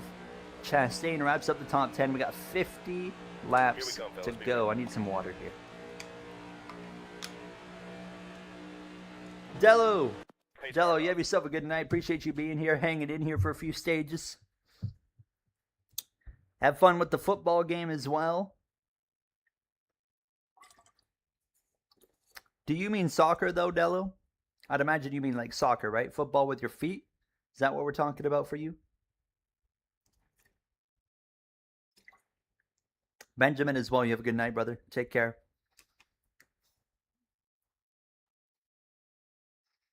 I'm going to Seattle next year for a vacation. I don't even know where Seattle is. Hold on. Okay. I made this mistake here. I And always forgive me again. Please forgive me here, boys. But you guys know I am not American, so I don't really know. Unless it's like a major city in America, I don't really know my geography. I thought, and I'm just going to double check before I. Seattle is right. Oh, it's right there. Wait, what? Seattle? What state is Seattle in? Is this California, right? Yeah, it's California, I'd imagine. South of Vancouver. Okay. Never mind. I'm an idiot. I was actually right. Yeah, I was right. Wait, but then you're saying Washington. So what are we talking about Washington for if we're talking about Seattle? Seattle, there's another Seattle in Washington. Okay. So then I was wrong. I'm so confused. The state. Wait. Is Seattle a state? I'm so confused. Washington. Oh, Washington. Oh, wait. Seattle is in Washington? That's not California? What? I thought Seattle was in California. Oh, I see it. It's a WA, Washington. Holy crap. Dang. So it is. It is in the top left of America. It is in the top left. That's crazy. I didn't know that's where Washington was. I had no idea. I thought Seattle was in California, dude. That's hilarious. Wait, so what's below Washington? Seattle, you got Washington here. Is that Oregon?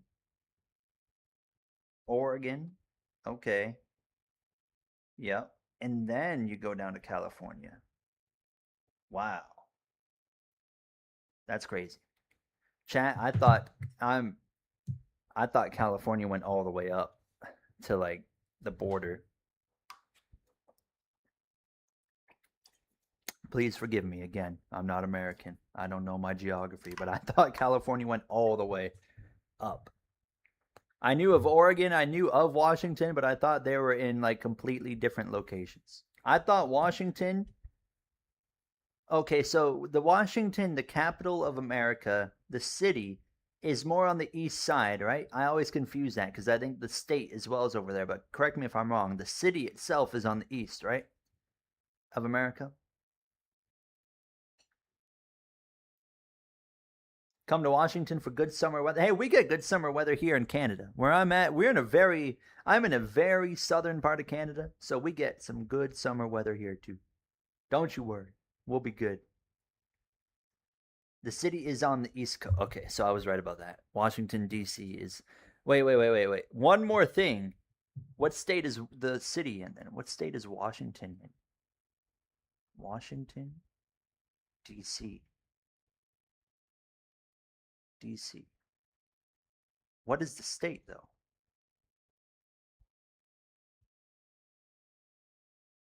East Coast in the state. D.C. is a federal district? Oh my god, you guys are confusing me so bad right now. Maryland? Maryland? It's not a part of any state. So what goes on in this area? You're telling me there's a part of America that's just not in a state? Is that real?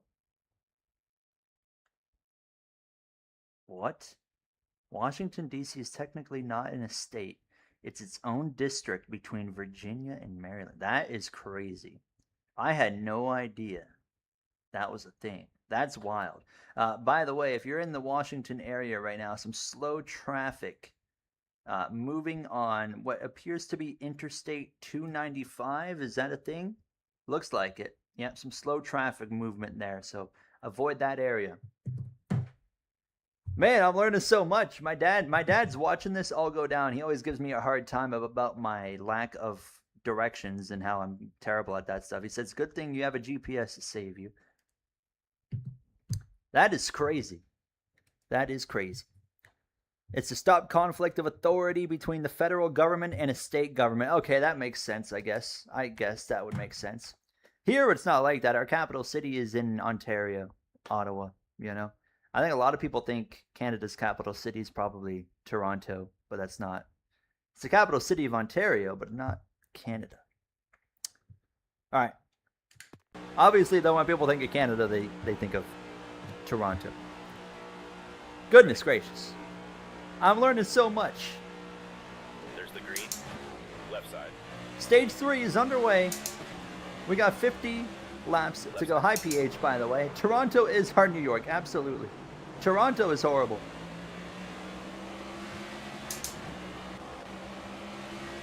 I avoid Toronto at all costs. Left side. Oh, run to the right side of William Byron. Kyle Larson just behind us. No one's stacking up. Oh, watch out, watch out. 24 is, but I didn't have enough time to get around him. Dang it. That's fine. We'll just settle in here. Get into a groove. Bell's back out in front again over Shane Van Gisbergen. 50 laps of racing. Let's take a look at the tires and field. We got 35 laps of field, so there's not really any strategy to play with here. We're just going to pit one time, and that's it. So it's a pretty straight... Oh, the 20! The 20's around from the lead! Oh, that changes everything. Hard into the wall. Christopher Bell's around. Shane Van Gisbergen to the point. Left side. Takes over the lead here at the end of lap 41.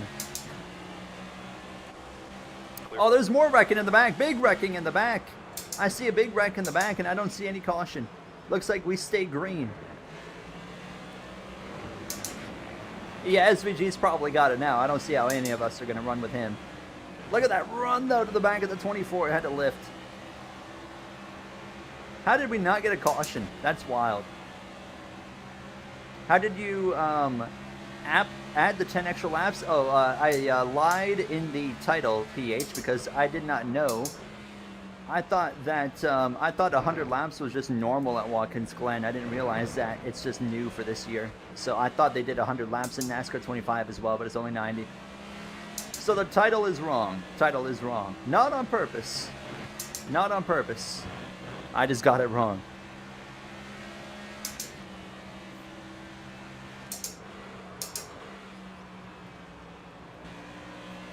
SVG's already gone. Look at him driving away. What if SVG runs into some problems? Never say never. You went to Toronto once when you went to visit Canada's Wonderland, one of the worst experiences of your life. What did you hate about it? Out of curiosity. I can tell you what I hate about Toronto. Oh my god, the traffic is the worst thing ever. I always got told, you guys know Jay, a good friend of mine, he lives in Georgia. He always told me that Atlanta traffic is like the worst traffic you'll ever experience. Atlanta traffic's pretty bad when I got to experience it last year. But I tell you, Toronto rivals it, bro. Toronto is just a different experience and not in a good way. And then actually driving on the freeways to Toronto. What's the highway that goes to Toronto? Is it the 401? It's the 401 or the 403. I think it's the 403. It is insane. The by far most insane freeway experience I have ever had in my life. And it's not just a one-time thing. No, it's any time. If you're going to Toronto, you need to be prepared no matter what.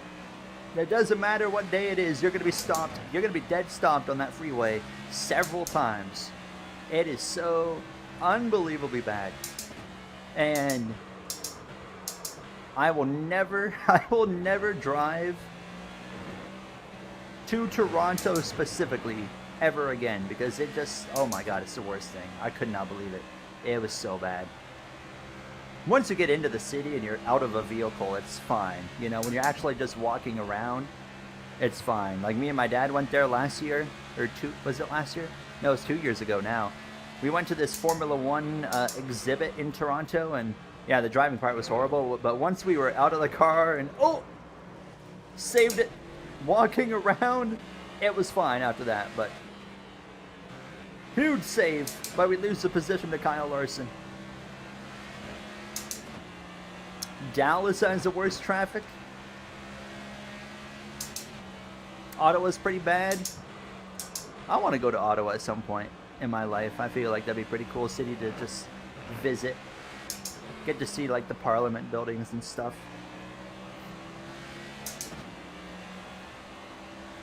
You hope they cancel qualifying just because stage 1 would be so good. Hey, I mean, remember in Coda, I mean, SVG and Zilish didn't qualify great there either. Like, there could be, they might not have what they need in qualifying again, right? So they still, no matter what, might be, trying to move their way forward. Pufferfish, also, to answer your question, I saw you said, how long have I been a NASCAR fan? First of all, have a good night. Appreciate you being here. I've been a NASCAR fan for, how old am I, 25? Like 18 years, since I was like 6 or 7. I'm sorry, I didn't mean to do that. But either way, the point still stands.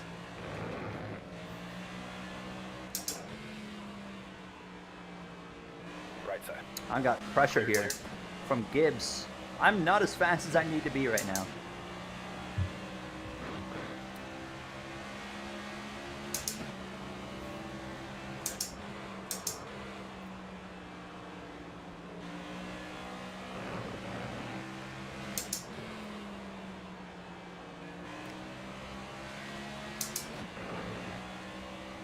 Downtown Vancouver, people will cut you off to stop immediately at a red light. Well, cutting off, man, I tell you what I learned when I was driving in the middle of Toronto is that's the way it goes with driving in like a major city, is you have to, like, if there is a spot available, you have to send it.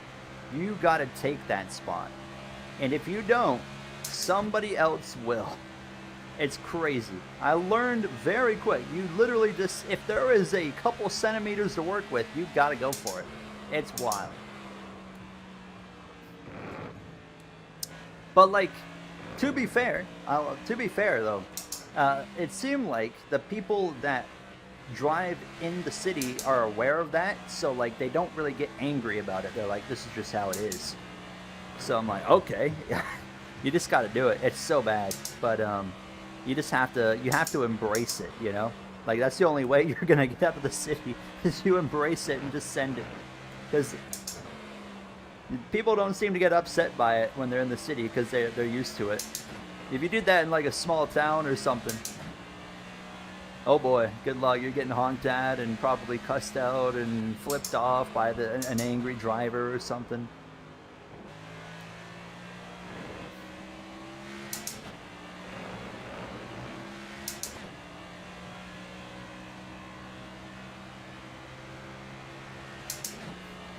One thing that I did hate about driving right in Toronto, though, I remember me and my dad were we were going right past the, one of the sports stadiums. I don't know if it was for baseball. I think it was for baseball, for the Toronto Blue Jays. I think it was the Rogers Center or something. I can't remember. But I believe it was where the Blue Jays play. And there was an intersection just, like, right up ahead. And one thing I could not believe is how do I explain it? Like, I could not believe how normalized people made just stopping in the middle of an intersection in the middle of Toronto. Like, red light, we're just going to block the intersection. No, like, you're supposed to stop before. If you know you're not going to make it across, you're supposed to stop at the light, before you go into the intersection. They didn't care. They just went right into the intersection, and they blocked the entire intersection. And then the other people couldn't go because the entire intersection is completely blocked. It was crazy. And they just did it like it was a normal thing. And I'm like, what are we doing? I was so glad to get out of there. My dad's texting me. He's probably texting about it. He says, your gums are flapping faster. Now, what does that mean?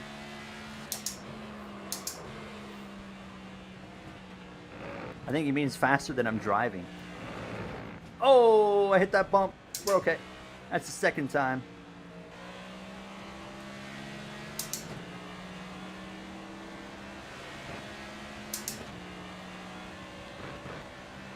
Jordan Bianchi just reported. Yes, we heard, Watkins Glen to the chase, Bronny, which is awesome. Absolutely awesome. Big fan of that, being in the chase next year. You need at least one road course. In my opinion, you need at least one road race in the chase. I'm still hopeful, we're still waiting on news, right? Like, if there's going to be, a race in Canada next year, or Maybe another road course added in somewhere. We might get another, you know, a 5th road course. Did you guys hear that Chicago street course has a real possibility of being on the calendar next year again in the spring? I don't know if anyone else heard about that, but Trey's here. What's up, Trey? Isn't the air quality in Toronto horrible? Yeah, it's definitely not great. No, yeah, not great.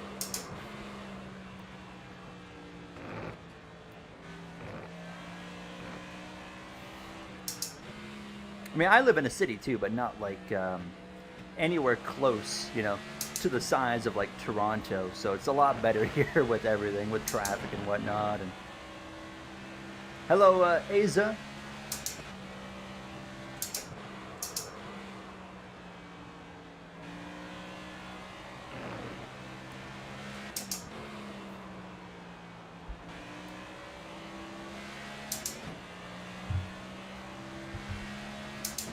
I do like a rotating street course, yeah. I don't mind but I also really like Chicago street course, so I just really want to see it again. It was a fun race to watch. If they go to Canada, you think they'll host, it'll be either Circuit Gilles Villeneuve or it'll be Canadian Tire Motorsport Park. And I know Matthew in the chat here, he's a moderator, he was telling us before that that they might have an announcement coming up at that track, and there's maybe some speculation that it could be about a cup race maybe. So we'll see. We will see. Either way, it don't matter. If it's either race, either track, I'm going. I'm going to be there. If it's Montreal, well, I will say on one condition. One condition. I'm not going unless my dad goes. If my dad doesn't go, then I'm not going. It's got to be with him. He's got to come with me.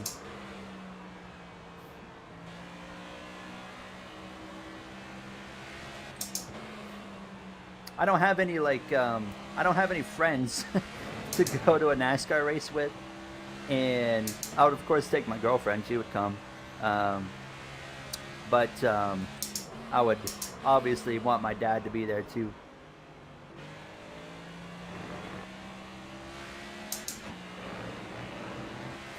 Thoughts on KB versus JHN? I talked about it earlier, Trey, but that was all on Kyle Walsh. Wrecked himself, you know, made the mistake of thinking the 42 was going to be higher up the track when he's not obligated to be. Yeah, I don't think he should have been penalized for wrecking the 42, but definitely like that whole situation though was all entirely on him.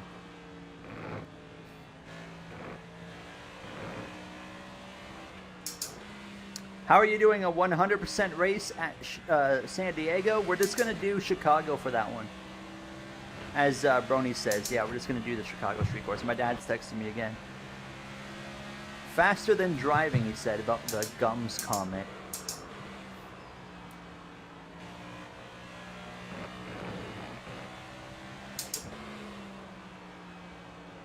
We're trying to run down Kyle Larson here in 5th.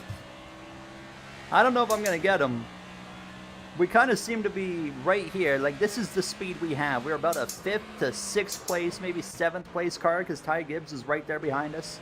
Not really driving away from Gibbs. I feel like this is just kind of where we are. And there's not really much strategy. I mean, there is a little bit, because we are, I think we're 4 laps out. We're about 4 laps out of our pit window. So we could pit. We have a few options here. We know a caution's probably not going to come out. So we have a couple different options. We could pit on the super early side of this run and use the fresh tires to get us out in front. And then try to hang on. Or we can go as late as possible. And that's probably what the AI are going to do. So we probably wouldn't gain anything by going as late into the run as possible. Where if we pit, say, lap 56 or 57, it at least gives us a chance to do something. You know, I don't know. I don't think it'll be a race-winning move, but it would maybe be a move that gets us a better result than staying out. So yeah, I mean, I'm kind of down to short pit. What do you guys think? I think we should try it. I don't want to just do the same thing as the AI here. If we know there's a 99% chance this goes green to the end, okay? Especially now that everyone's getting spread out. So I feel like we should try something different, you know? Not just follow the AI. That way we can maybe have a chance to finish better. When you went to CPMP last September, Steve O'Donnell was up there. Oh, really? I didn't know that. I'll read the rest of that in a second. Let's get through the bus stop.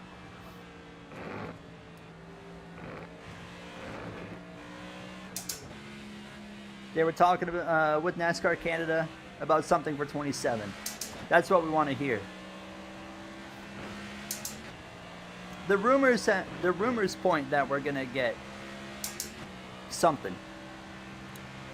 For Chicago, we're probably replacing Chicago with Dover.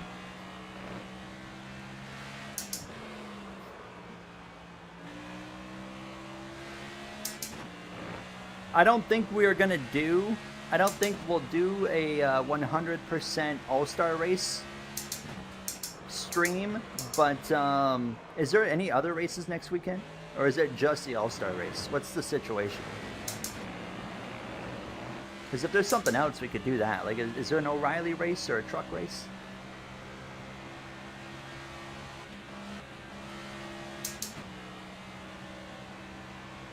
O'Reilly and truck at Dover? No trucks in there. Okay.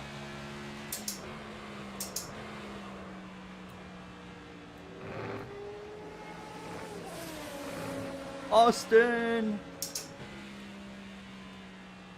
Thank you, Austin. 30 months for Austin. Thank you so much, Austin. I told you the last 2 nights I was going to be in Discord, and then it didn't happen. I will be there tonight, though, if you are there. I don't know if you're going to be there or not.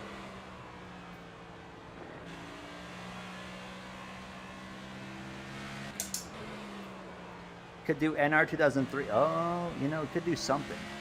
We will do something. I'm not 100% sure, but I kind of like the idea of, yeah, O'Reilly and trucks. Like, we could do an O'Reilly race or something. I don't want to do a cup race, but I'd be down to do like an O'Reilly race, you know.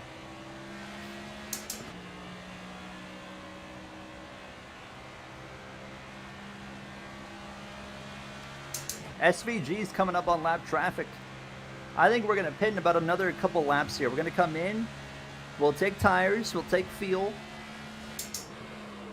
and then we'll push hard to the end, and we should come out at, I mean, we might come out, when everyone pits, we'll probably be leading, and then at that point, it's just how long can we hold on. What is our lap time? What's our tire fall off? A 1:12.1. Interesting. Okay.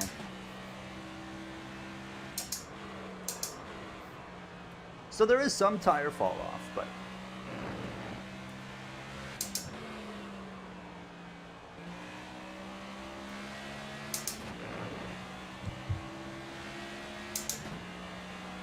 we could do some NR 2003 though as well next week. We'll see.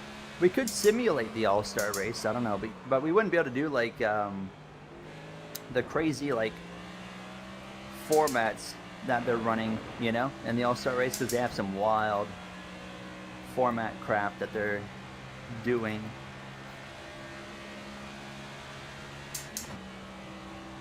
Thank you, Matthew. Wilkesboro in 25.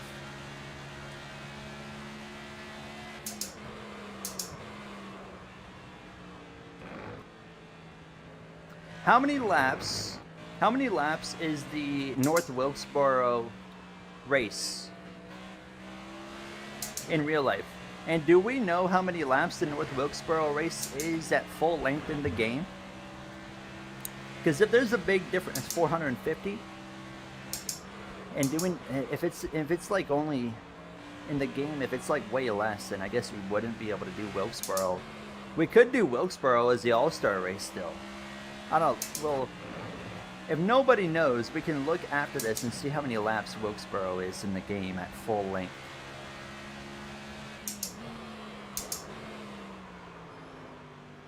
$250?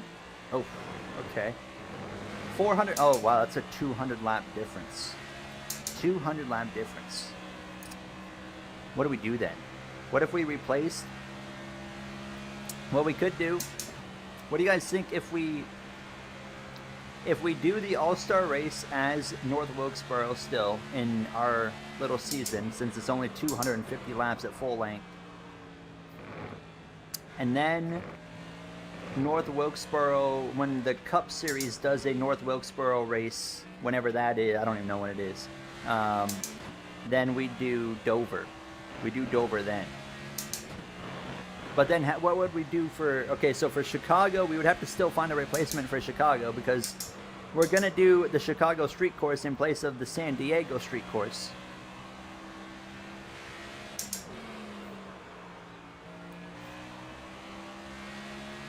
So we'd still need to figure something out for that.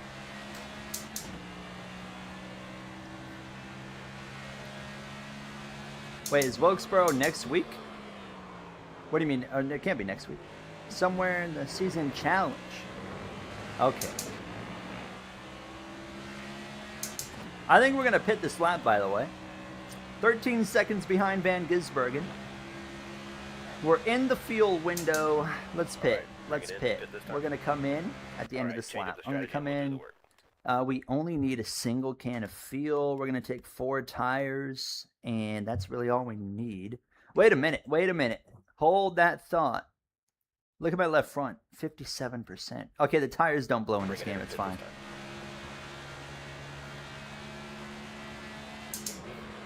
A racing game where tires do not blow out, by the way.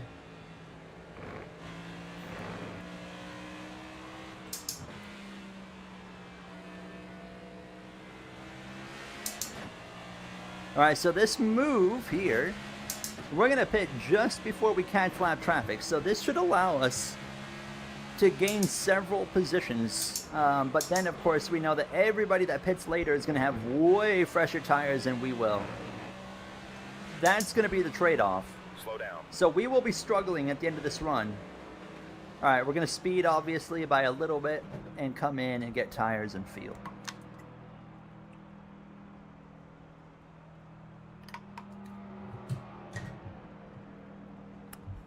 Real life Wilkesboro is later in the summer, mid-July. Okay, I see.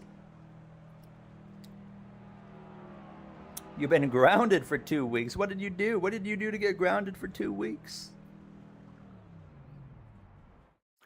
I remember when I was a kid, it was a big deal if I got grounded for like an hour. I'm like, oh my God, the world is ending. My dad keeps bothering me about moving my mic. Oh, we're getting ready to go. But did you miss any NASCAR news? Ryan Blaney signed a extension. That's probably like it that you missed. Oh, Ryan Preece got a penalty.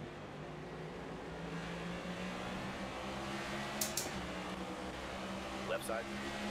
Do parents still ground their kids anymore? Is that still a thing? Like, is that a normal thing now? I don't know.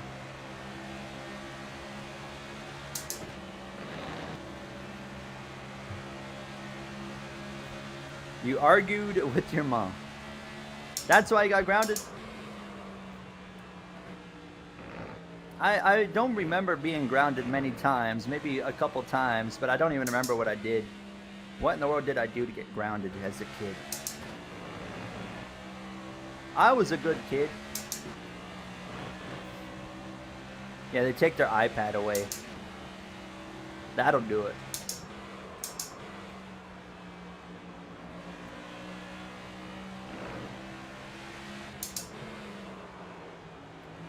So we have come out in 18th after pitting. We're going to be blowing these guys away right here. They took all your... look at that, PH. You were right. Left side.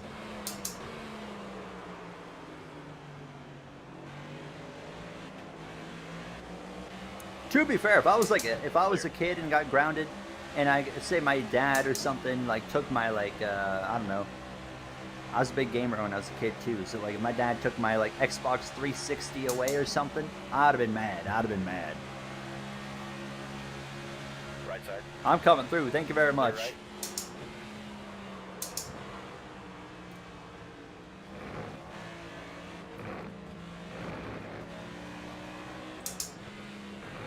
Now, do you guys actually learn anything from being grounded though? My dad's texting me. He might be texting me about getting grounded here. Oh no, I got a missed call. Oh, I think my girlfriend ordered something. Hold on. She didn't text me. Let me ask her. Did you order something? I got a call at the door.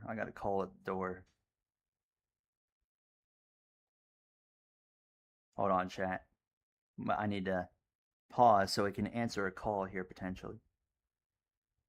Yeah, I got grounded a few times when I was a kid, but I don't feel like when I did, I don't feel like I learned anything from it. But I don't remember I was a kid. But I was like, instead of like learning from the one thing I learned from getting grounded is to the next time you're in that position, on basically how to do something different to get what you want, instead of, okay, don't do that again, like, no, actually, let's still do it, but do it in a different way to where you don't get grounded. Like, that was like the way I would learn. I don't really think you learn a lot from being grounded, in my opinion.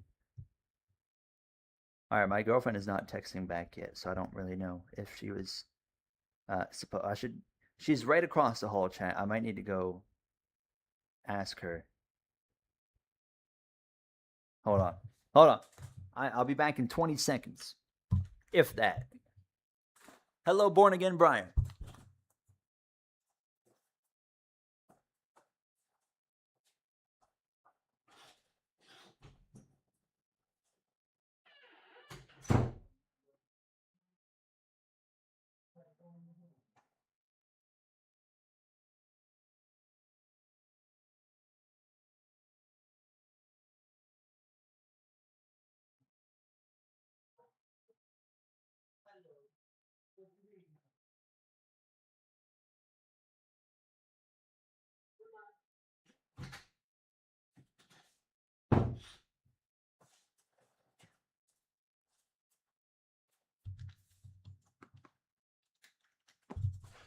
Chad, it was a fraudulent call on the front door.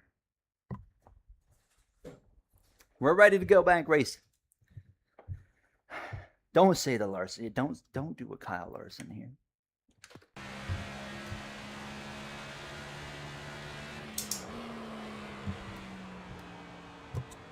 Way wide. All right, keep in mind, we're coming to 30 laps to go. What's going to happen here is we're going to be making up a lot of time on the leaders, and we're going to probably be top 2 or top 3 once all the pitting is done. Because we pitted so early, we're going to have such a fresh tire advantage. But we're going to be hanging on for our lives in the final probably 10 to 15 laps of this race, and they will be cooking. They'll have fresh tires. They will be on the move.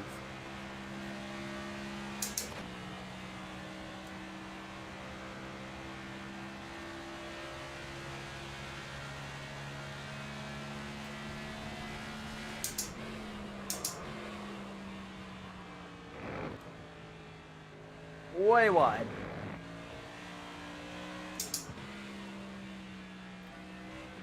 What do you compare the 2026 season to from past seasons? I don't really know. I don't know. Kind of feels like a very unique season so far. It's kind of hard to compare it to other ones for me. We only have like one standout guy right now. That's Reddick.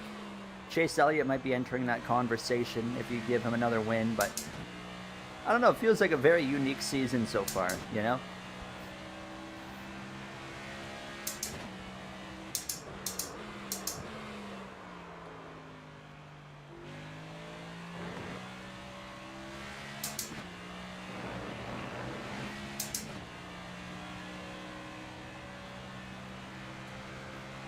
One of the prime Jimmy Johnson seasons.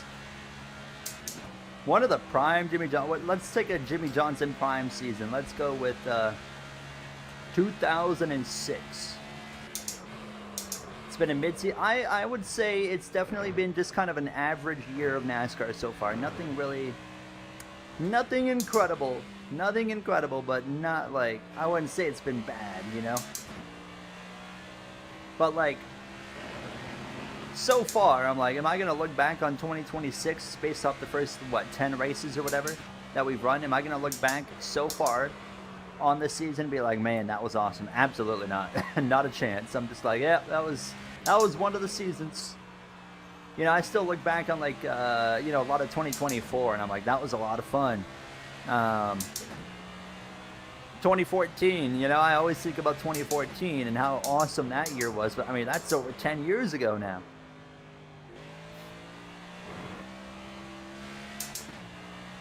Yeah, I think 2024 was the best Gen 7 season. I would agree. Oh, that's a terrible, terrible line here.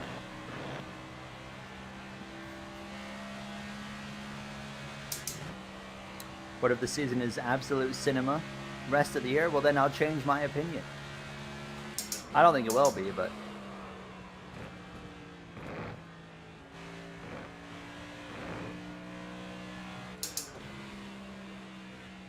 Man, I would not want to see a caution yet. We're in a strategy now where we have to hope that there is no caution, because if there is a caution, the good news is we could stay out and go to the front. The bad news is we'd be on old tires and we'd probably fall out of the top 10.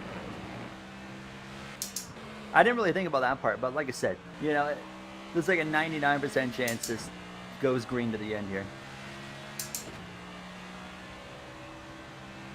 Yeah, the season could get better as prime. I mean, to be fair, like the broadcast, honestly, the broadcast does play a role in how you feel about a NASCAR season. And I always feel for the most part, not always, but for the most part, I always feel like the beginning of a year feels very lackluster, and it's always under Fox broadcast. Amazon's going to come in and they're going to cook. TNT's probably going to do pretty good too. And then we get NBC, who is obviously very solid as well. And I feel like, I can't wait for the chase. I think the chase, when we get to the chase, I feel like that's what could kind of captivate the season and turn it into a really special season when we get there in those final 10 races. What car number are you? 99.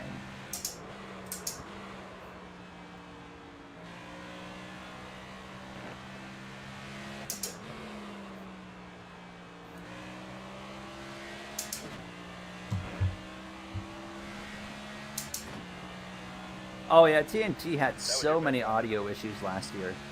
I remember at Sonoma, it was Sonoma, and like I could not, for the first half of the race, I could not hear, no, maybe not first half, I think it was only stage one, but it was the entire stage. I could barely hear the commentary at all. Just the car engines were so loud. I'm like, I love hearing the race cars, but I also want to hear the commentary. I couldn't hear any commentary. It was terrible.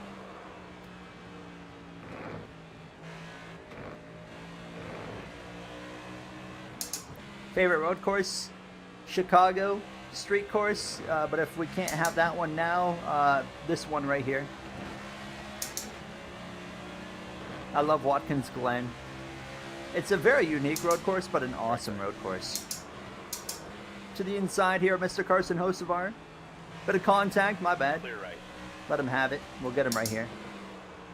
Let's get the exit on him. Left side. Clear left. Chicago is fun to drive. Once you figure it out anyways, because, you know, when you're just hitting walls, it's not very fun. But once you learn to not hit anything, it is a blast. Like when Chicago Street Course first came to iRacing, I was so bad at it, and I was like, yeah, this track sucks. And then I kept practicing and got better, and I'm like, all right, you know what? This track actually like cooks pretty hard. Xbox lobbies. There's a chance, I'm not going to guarantee it, there's a chance that we could be doing those tomorrow. Do we have a crash? I think. Yeah, someone's in. Oh, who is that?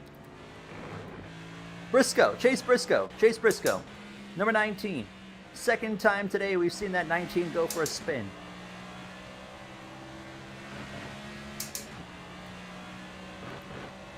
F1 lobbies would be Saturday if we do them. On the F1 channel. Oh, wait. Oh! Saved it. Got the curb. Yeah, if you grew up playing F1 games, oh yeah. Chicago Street Course, you'll fit right in. You'll fit right in there. If you can race Monaco, you can race Chicago Street Course. You just got to get used to how a NASCAR car drives, you know. A lot less downforce, drives like crap on purpose type deal. Clear right.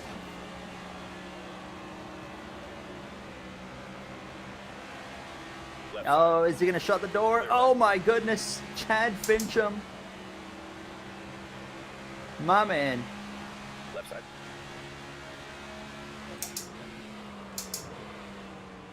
Clear left. We could get a lot closer to that guardrail on the right there. You got Chicago down to like 2 laps. My man.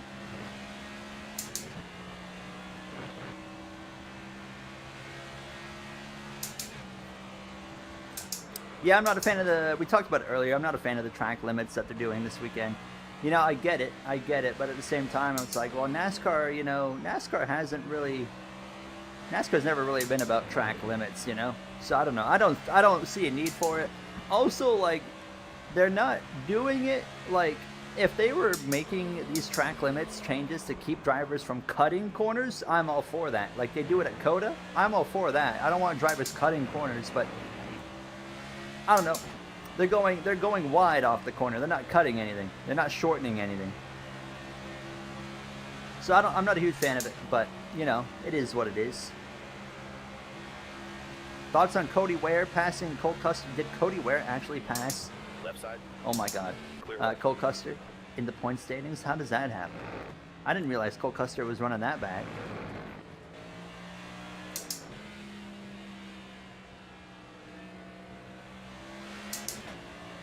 Yes, NASCAR 25 limits. Yeah, they are insane. You know what I hate about the track limits in this game is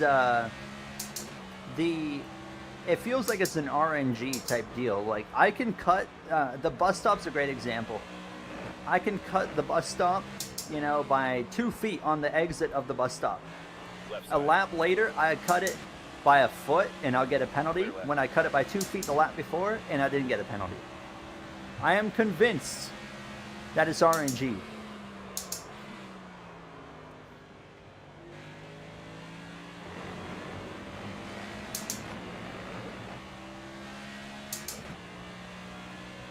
You think it's dumb that NASCAR penalized Ryan Preece but not Kyle Busch? Yes, because I don't think either of those drivers should have been penalized. I don't think a penalty was right in any scenario. Oh, look at the track map. We got a pitter. Someone's in the pits. Interesting. That's early. That's a lot earlier than I was anticipating AI to come in. Huh. That's going to change some dynamics here. What time is the leaders running right now? SVG's still running quicker than me. Are you kidding? On old tires? Oh, Cody Ware. All clear.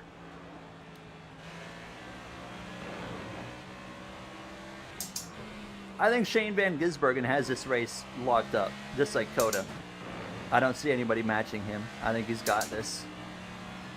What lap time did I run that time? All right, I was at least on par. Van Gisbergen still ran almost half a tenth faster that lap, though. Interesting.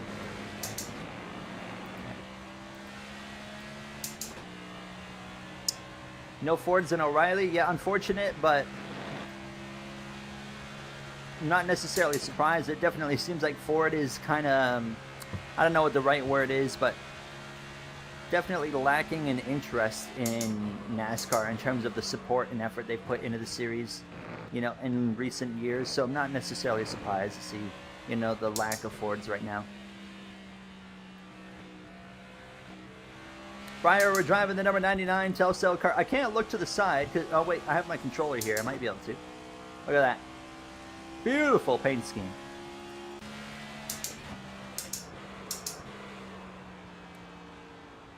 What lap did SVG run? Another 111.8. He's just banging out like consistent lap times. 111.8. Can I best him? All right, here we go. Cars coming in. We got big time pit stops here. Oh, that's a lot of track position. Larson and Chastain. Okay, we got to compare ourselves to Larson. We're going to be out in front of the 5. Comfortably. We're going to be in front of Byron, who's right there behind me. I didn't even realize Byron's already pitted, so he's 3 seconds behind on fresher tires. Way fresher tires. Gibbs. Oh, Van Gisbergen pitting from the lead now with 20 laps to go.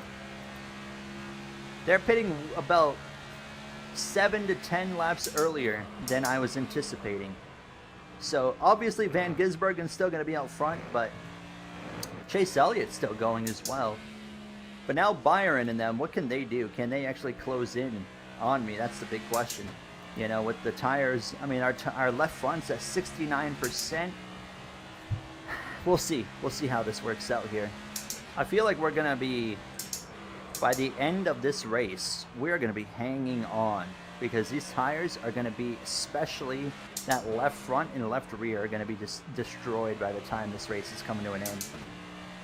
We'll see what happens. We still got 19 laps to go as we cross the line. Let's watch SVG. How close do we get to Shane Van Gisbergen? We've passed Tyler Reddick.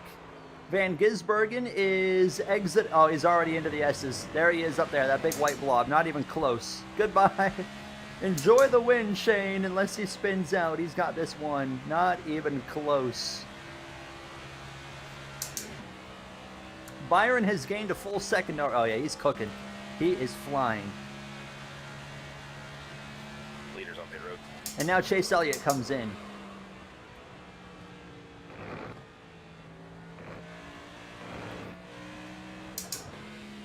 Cautions are non-existent in NASCAR 25. Yeah, on relax it is possible to get a yellow, but it's really rare. I think in the entirety of this game on relaxed yellows, I've only seen a caution once for road courses with relaxed. So it is possible, it's just, yeah, very rare. Josh Berry is having an absolutely abysmal run. And that 24 is absolutely flying. What about Chase Elliott? Let's see Elliott. I think we're going to pass the 9. We're definitely going to pass the 9. Right? Looks like it. But he's going to be not far behind, I don't think. Oh, no, maybe he will be. He's going to be like 10 seconds back. There he is right there. He's not 10 seconds back. He's only like 5 seconds back.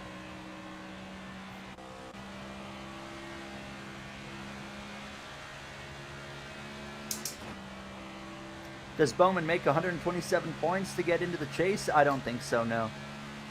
That's a tall order. I mean, I know the 48's good. I mean, he's had back-to-back top 3 results, so it's not like he can't get the job done. I don't know, it's just... How many races do we have until the chase? 16? 15? 16? I don't know. I don't think he's going to make up that many points in time, because... I think... Oh, the 24! Oh, my goodness. Watch out, Chase Elliott. Chase Elliott gets through William Byron. Well, there goes one car passing us. That's incredible. That is hilarious. I look behind me at the perfect time. And now Chase Elliott is going to be the next one trying to run us down. It's probably going to take him like 2 or 3 laps. Is that Christopher Bell? Is that Bell? That is Bell. The former leader of the race wrecked on the opening lap or 2 of stage 3. And now Christopher Bell is in 33rd place.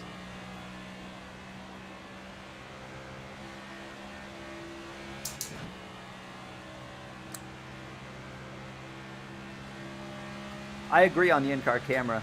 Absolutely agree, SimKev. That was something I've said since the game launched, because I'll show it in a second. Let me get through the bus stop here. Look at this. Even, all right, this camera, it doesn't matter what camera it is. This camera here, this camera is a little bit better in my opinion, but it's still not great. And then this one as well. I don't know. I mean, I want an option to adjust my FOV and also my seating position out if I want to be higher up and closer to the dash. I would really, really like that. But they have no like seating adjustments in this game, which is really annoying. My man Christopher Bell running 33rd place. Left side. Be nice and easy with him here. He's had a rough day from dominating stage 1 and stage 2. Won the first 2 stages to crashing in stage 3. And now he's out here in 33rd place. Absolutely horrible run going for the 20 in this final stage. SVG is nearly 8 seconds gone down the road now. Oh, do we have another wreck? Nope, looks like we're all good. Just a bit of a puff of smoke up there. I love getting close to that wall.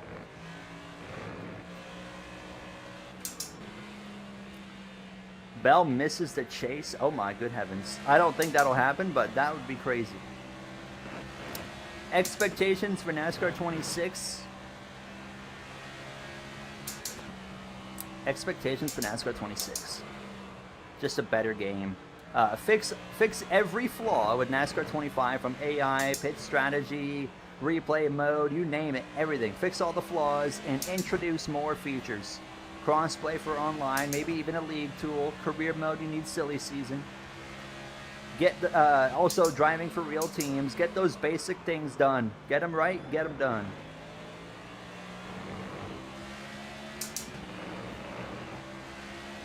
What setup are you running? I am running a very bare minimum setup here, Travis. All I have done, I have my wedge at 50, and I have my tire pressures at the lowest PSI possible of 15. That's literally it. That's all I've done. You can do a lot more and be a lot faster. I would highly recommend, if you need an actual setup, definitely go take a look at YouTube. Oh, hello. When did you get here? I'm not really going to fight Chase Elliott that hard. He's already trying. Okay, well, I'm not going to let you pass me here. I got to go take care of this 84 car. Oh, Johnson doesn't want to give it up. Oh, my goodness. He's going to fight this one back. Jimmy, my man. Thank you. All right, that gives me a bit of a buffer for now to the 9. NASCAR, yeah, NASCAR 26 will definitely have the chase format. Oh God, watch out, Chad Fincham. Oh, I thought I was about to smash right into the back of him. Left side. Clear. This lap traffic is allowing me to stay in front of the 9. So thank you. William Byron is only 3 seconds behind. He could still get back up here and pass me before this is over, maybe. Interesting.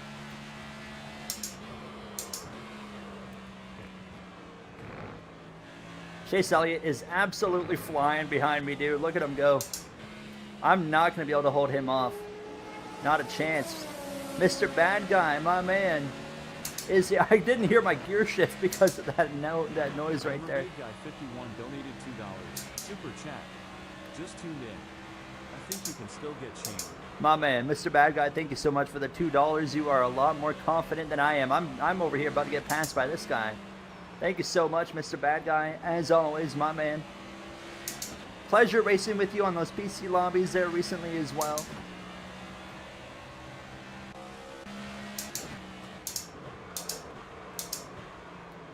I think this is the lap. Unless we get into this lap traffic, I think Chase Elliott's going to get me, unfortunately.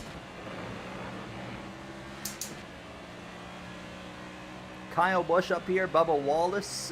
Is that Cole Custer's outrunning both of these guys here?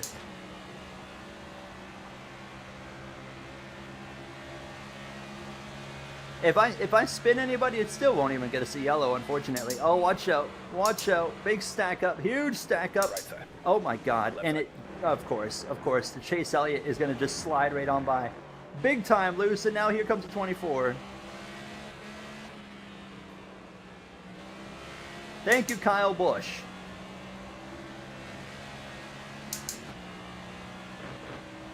My man.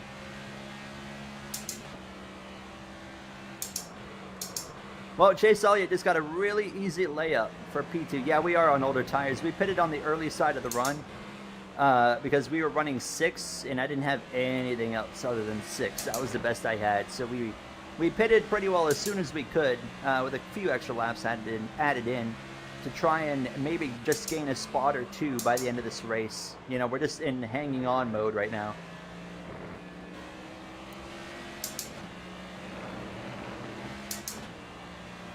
Elliott's flying now. It's game over on the 9. We might, I don't know, can we hold off the 24? Probably not. I mean, even the 17 might run us down before this is over. But I think we can still get a top 5. I do agree. Oh my God, we're doing it again. We're doing it again. Chill. What are we doing, boys? Cole Custer, my man. Cole Custer, what are you doing? Out of the way. And I'm sideways out of the groove. Here comes a 24. Dang it.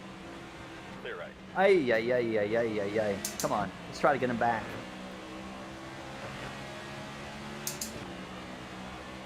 This has not worked out very well for us in terms of racing with these lap cars. I cannot even brake as late as that 24 right now. Look at him go. Absolutely cooking.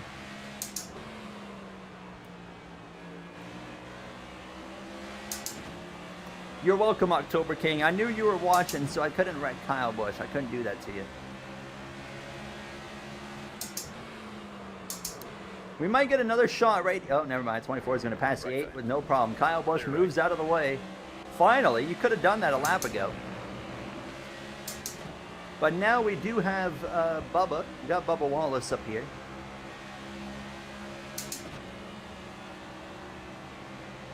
As a Bubba fan, you will allow me to wipe him out. Well, thank you. Top 3 favorite drivers, Daniel Suarez, Kyle Larson, and Denny Hamlin. Oh, dang it. Bubba got out of the way that time. Yeah, 24 is gone now. I was hoping Bubba was going to hold him up. Oh, here comes Busher. Dang, man. We are hanging on.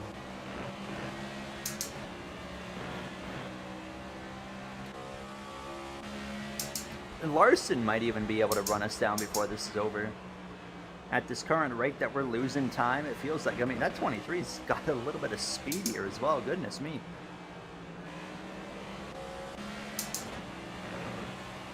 Left side. Clear left. 10 to go now.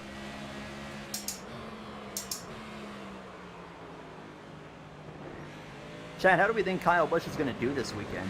Talking about him and Andy Street. Is he going to be like top 15, top 10, top 20?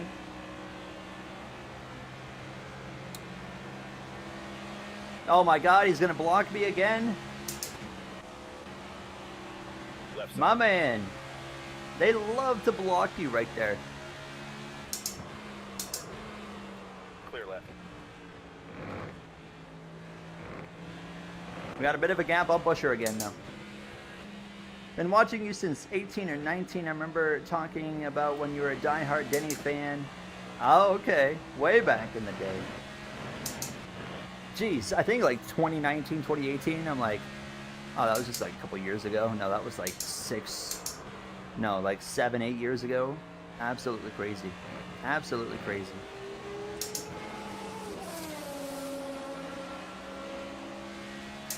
My man, Mr. Bad Guy. Kyle needs a demotion, he says. $2. Thank you so much for the $2. Oh no. October King and any Kyle Busch fans, what are your thoughts on that one? Thank you so much.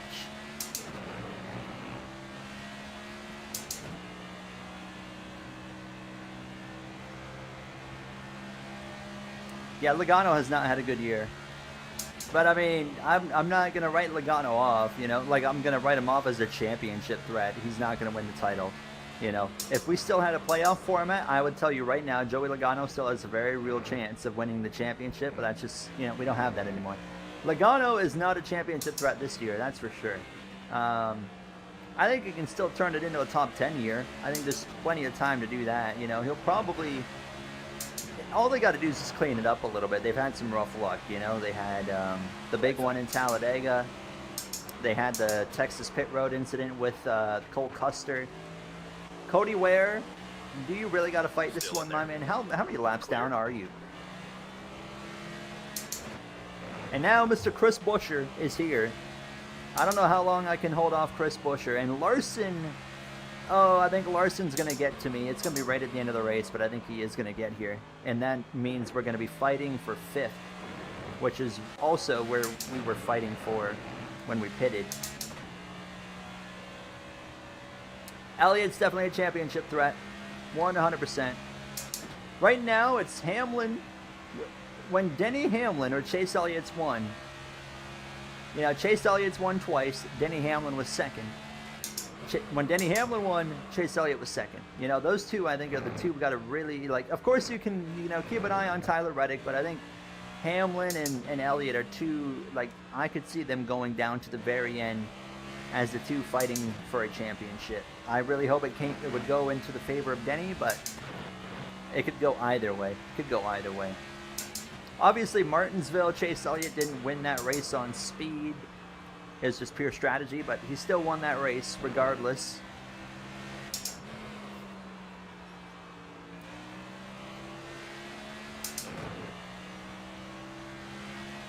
Austin Dillon wins the Coke 600. Austin Dillon's going to win Richmond. That's what's going to happen. All right, here comes Chris Buescher. There's no lap traffic to help us now. It's just a fight with Mr. Buescher. I think we're going to hold off Larson now. I think we'll get at least 5th. It's going to be a battle for 4th. And if we lose 4th, we'll at least hold 5th. Hear about the major Canva date breach and hack. I did not hear about that. My man, Mr. Bad Guy. Watch out. And Rebate Guy 51 donated $2. Super The text to chat. speech always says your The name's best so race car weird. drivers tend to complain a lot. They do. Yeah. Let's be real. All race car drivers, though. Thank you for the $2, Mr. Bad Guy. I feel like all race car drivers complain so much. Like, look at F1 drivers this year, right? Unless it's George Russell or Kimi Antonelli, the other 20 are like, this is the worst thing ever. Which I don't blame them, but still. All right, 6 laps to go. We're almost done. Coming into the final stretches.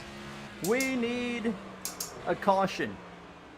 No, we don't, because I'm on old tires. Honestly, this thing staying green is better for us than it is for anybody else.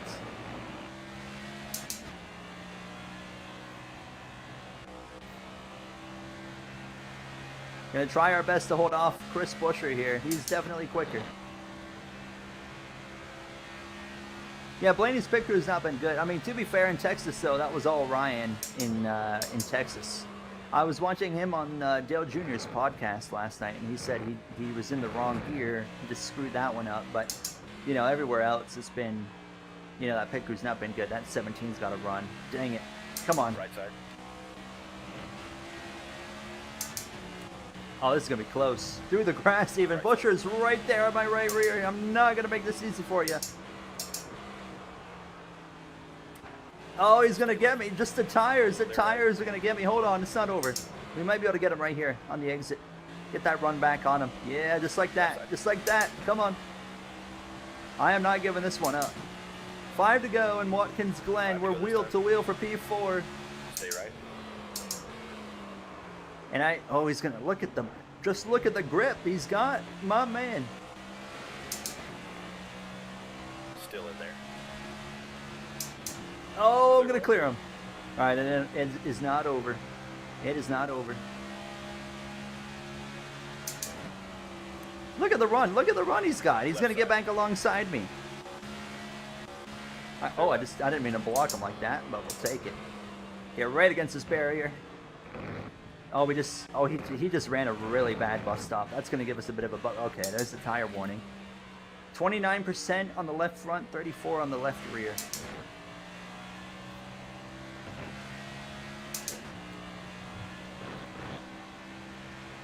That is why you never give up. I agree. I see some lap traffic. If I can just get to the lap traffic before Buescher passes me, I'm going to feel pretty good about finishing in P4. Shane Van Gisbergen has no competition. Oh, Byron's in. William Byron just pitted. Oh my God, the 24 is in. William Byron, I don't know why, just came into the pits. And now we're back into 3rd. Oh my goodness. What does that mean for everybody else? Did he not have enough fuel? I'm gonna hit the wall. That was close. Oh boy, this is gonna be interesting. Coming to 3 to go. Now there's a question about fuel. For not for us, but for others. Oh, 17 is gonna pounce on that mistake right there. Larson is running the double again and you're hyped. Excuse me? What do you mean by that? Did I miss something? I overshot. That's going to make it so easy. Dang it. Come on. Don't give up. Get that run off the corner. I got a little bit of damage on the left front. I got to get him. Oh, you're kidding. I was going to say. I was like, what? Clear left. Oh, we are racing hard here. for now third. Oh, he's going to get me. I'm not going to give up. We might still be able to get him here. 3 to go. Kyle Larson is right there behind us as well. We do got to watch out for that 5. As Larson... Okay, I'm gonna push the issue hard right here on this bus stop. We gotta stay close. I'm gonna get right against that barrier. Oh yeah, I was way far away from the barrier. Did a terrible job on that one, but we still cooked. We still cooked. It's not over. Oh, but right here, that's where he's gonna get me. I'm just the tires. I got nothing. Right in these last couple laps, I'm really starting to struggle here. Larson could get to us. Lap traffic, though. Never say never. Exactly what I'm talking about. Lap traffic in front of the 17. And we're back just like that. We're back into it. Oh, Stenhouse got to watch out. The Modelo scheme, that's a pretty interesting looking car. I definitely enjoyed that number 6 Modelo car. Oh, the 10's getting out of the way. No, don't get... Oh, come on. Come on. What a run. What a run. Not going to be able to make a move here. Maybe I could have, but probably wouldn't have been very smart. 2 laps to go for Shane Van Gisbergen. I mean, SVG's already coming back around to the white, but... We got 2 seconds on Larson, 2 cars in between us, so I'm not even going to show the gap anymore because I'm not worried about the 5. I'm just worried about this guy right here. Can Van Gisbergen make it on field? We're about to find out. Van Gisbergen stays out, so SVG is confident in going to the end. We don't know what happened with the 24, but unfortunately that 17 is driving away. There's one more lap car that could just maybe play a role in giving me a chance to run down that 17. I wonder if the 24 pitted because don't forget he crashed after his final pit stop, and I wonder if it's related to that. Maybe? It could be. Could be related to that. 1 lap to go, though. White flag in the air. Oh, my God. Larson's right there. Larson is flying. But we still got Josh Berry. Josh Berry, another lap down. Watch out. Left side. I'm going to have the best lap of my life if I'm going to run down this 17. I'm not lifting here. This is going to be a really awkward angle, but got to stay in it. Come on. Come on. I need a really, really good bus stop. I got to get right against that barrier. Like that right there. Hook it up. Straight line as possible. On the gas hard. Oh, it bounces. We got closer, but this is not going to be close enough. Shane Van Gisbergen off the final turn. He wins in Watkins Glen after a dominant stage 3. Christopher Ballard's biggest competition wrecked himself early in the stage. And unfortunately for us, it's just not going to be enough to go get Chris Buescher hanging on at the end of this race. We go from 3 straight wins to a 4th place effort here on Watkins Glen. That was fun. I love my road courses, man. That was a blast. Top 5. P4. We'll take it. I love those types of races right there. That was so much fun to drive. Whew. SVG wins by 13 seconds. How about Ty Gibbs? P6 for Ty Gibbs. Bowman. Olive Hendrick in the top 10. Michael McDowell in the top 10. Zilish ended up 16th. Where did Bell end up? That's the big question. Where's the 20 car? Oh, and Hamlin in 31st. Bell in 33rd. Where's the 24? Where is the 24? Yeah, Byron made that extra pit stop and still ended up top 10, which is quite impressive. Very impressive. We'll take it. We will take it. And now we get a break because we don't have any points racing next week. That is it for points racing for a couple of weeks. Because we got the All-Star race at Dover IRL. We're not going to do Dover here in the game for the All-Star race, but we'll figure out a plan. We might do an O'Reilly race at Dover instead. Is that 5 straight top 5s? Man, we are on a roll. Wait, what is it? Martinsville, Bristol, then Talladega, Kansas, and Texas, right? I think so. Briar, you have yourself a good night. Take care. Have you seen my Pepsi car in Oh, I have seen your Pepsi car. Yes, I did see that.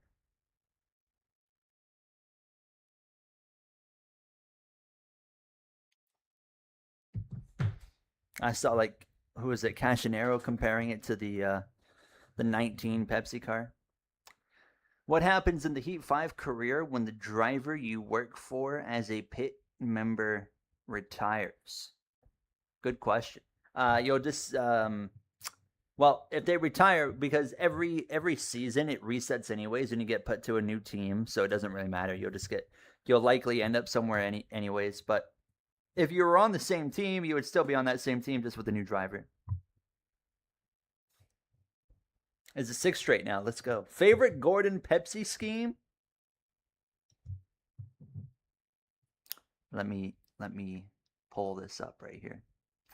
I can pull it. Hold on. Let me get off camera. I'll show you my favorite Jeff Gordon Pepsi car. I got to hop over here so I can get to my keyboard. My favorite Jeff Gordon Pepsi car of all time is... Hold on. Let me pull this up. Jeff Gordon Pepsi. Is it...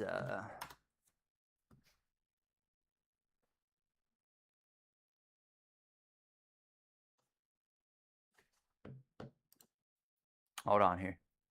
I got it. Oh, man, that's a beautiful... What a beautiful race car that is. All right, hold on. Let me pull this up for you. Google Jeff Gordon. Look at this.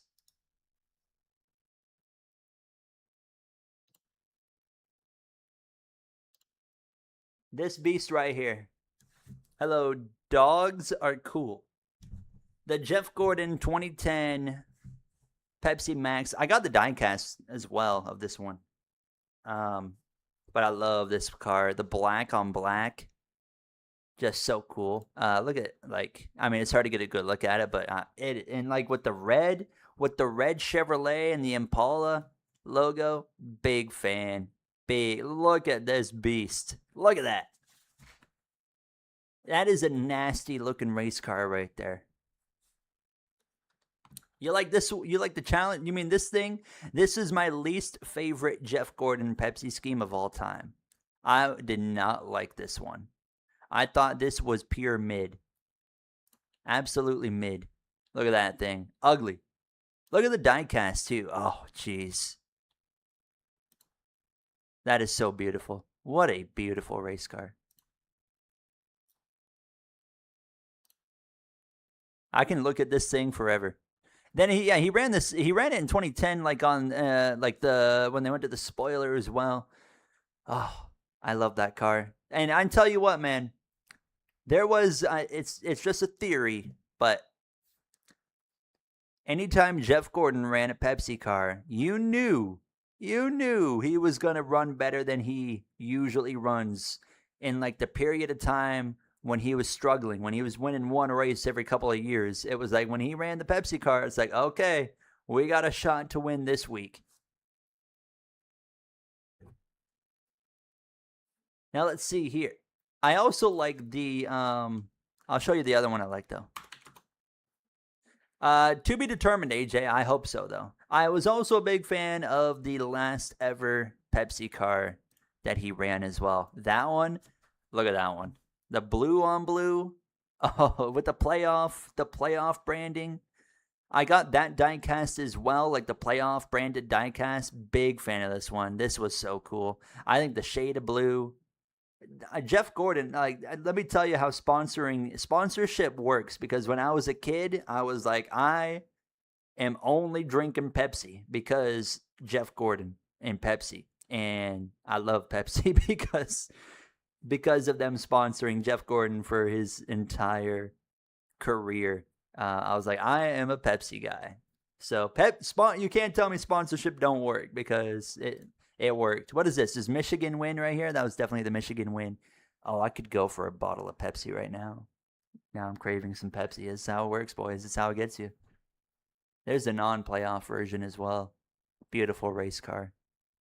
Look at that. Look at the shine on it. Oh, man. Absolutely beautiful. There's that 2015 Drive Den Hunger car. Not a bad race car, not a bad paint scheme. One of my least favorite, though, of the Drive Den Hunger era. I simp for Pepsi cars, absolutely. Remember Casey Kane Pepsi cars? Those are cool as well.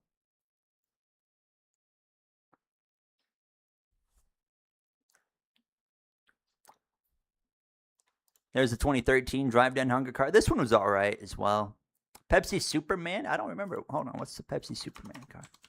Pepsi Superman. Oh, that one. I don't mind it, but I'm not huge on that one. It's okay. This is before my time. What is this? 2006? Yeah, I never got to see this one run. It's all right though. I'm not into Superman or anything, but it's still cool. It's not bad. Let's just look at Jeff Gordon Pepsi schemes, okay?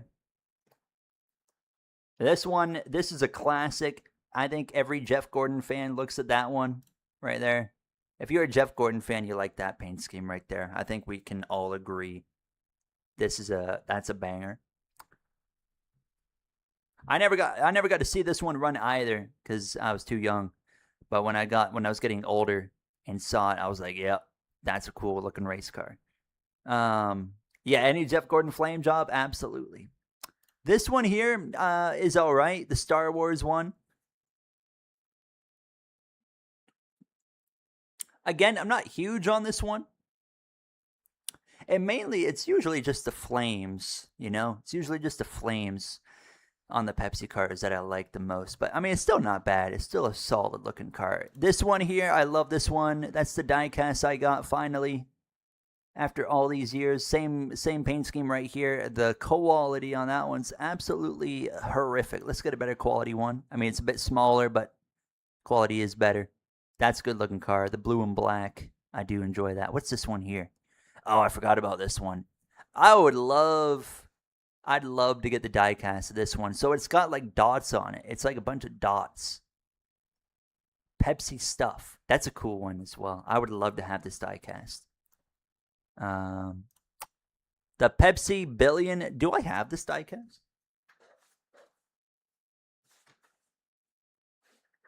No, I have the other one. There's another Pepsi Billion diecast, and that's the one I have. That one's pretty cool too. I like the silver. Man, we're just here looking at paint schemes now. I'm all for it. I love looking at paint schemes. Look at this thing shine under the lights. Oh man, that's beautiful. That is so cool. I love that. Do we got anything else here? What is this? Oh, that is cursed. What in the world? That is something. 2011 car, right? Yep, that's the 2011 car. Isn't this race specifically was Daytona in July, and if I remember correctly, he got turned in this race by, was it his teammate Mark Martin maybe, or was it like Juan Pablo? Someone turned him sideways, and he did like the Kyle Busch-esque save on the apron in this race.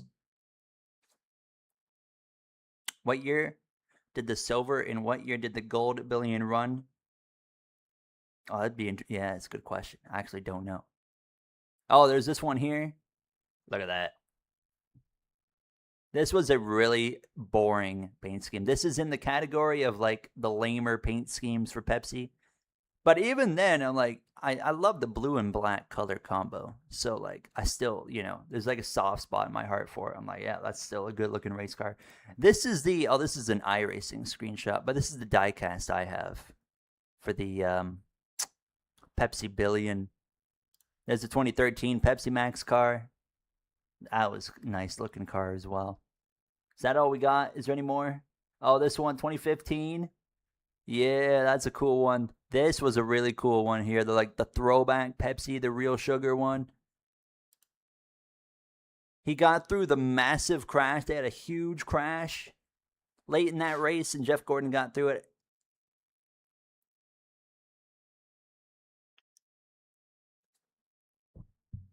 Brony, you take care. Have yourself a good night.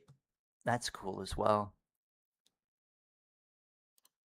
And also you got this one here, the other Pepsi Star Wars car. And oh yeah, you got like that one there. Jeff Gordon ran a lot of very cool Pepsi paint schemes. I don't remember seeing this one. What is this? Wow, I don't remember this car.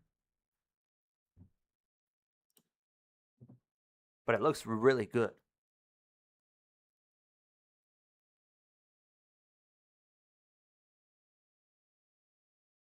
You didn't watch when Jeff Gordon was driving? Dude, you missed out on a really epic era. Jeff Gordon was the man. That is one heck of a race car. What year did he run this? 2005? That looks so good. Hold on a second. I gotta. Oh my God. I've never seen this one before. I've never seen this paint scheme, but it looks so good. That is awesome. I want that. I really want that die cast. That is so beautiful. It's the chrome die cast too.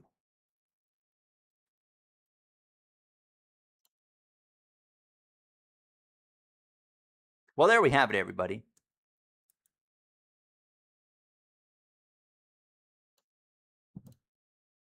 I appreciate you guys. Look at that. Look at that thing. But I appreciate you guys looking at some race cars with me as well to finish out the stream. There's the one he crashed at Charlotte with in 2007.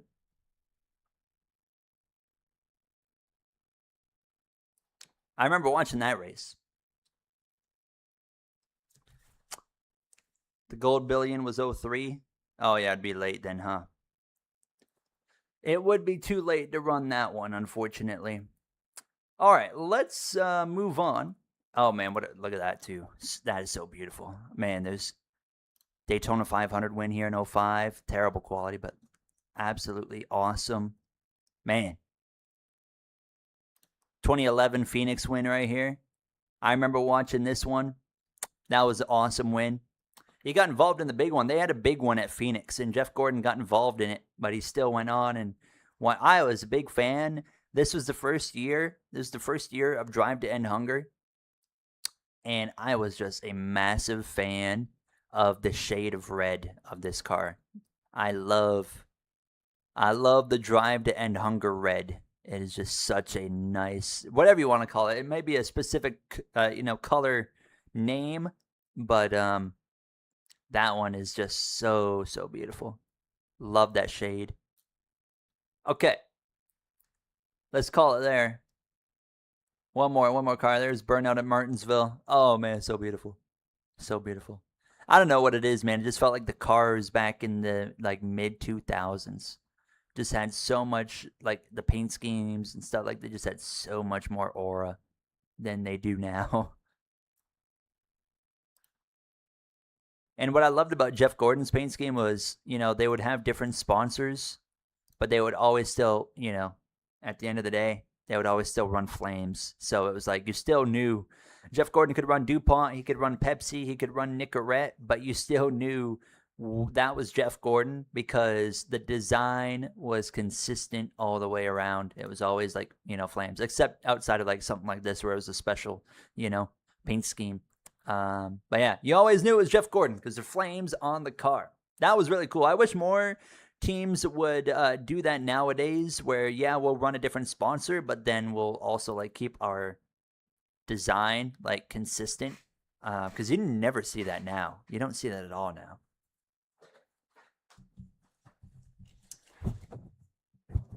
Anyways, that was fun. What did you get on Marketplace a few years ago? Your personal favorite diecast, Jimmy Johnson's first career win. Oh, wow.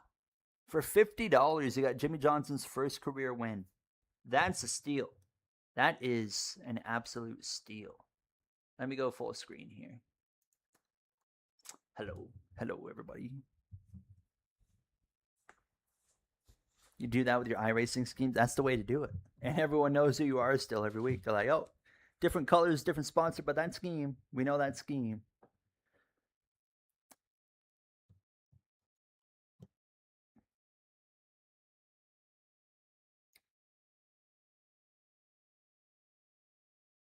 Isn't Trackhouse and RFK the only teams that really do that with a consistent design? I don't even think so, because they still kind of do different designs, don't they? I think they still do different designs. Can't think, like, I know sometimes they'll run, like, Trackhouse will run the same jockey car, instead of like on the one, they'll put it on like the 99, or, well, not 99 anymore, but 97 or 88, whatever it might be. Should Bofa go to bed now? He should. Is he awake? I think he's sleeping with his eyes open now, to be honest with you. Oh yeah, a few of Hamlin's cars are the same. That's a good point.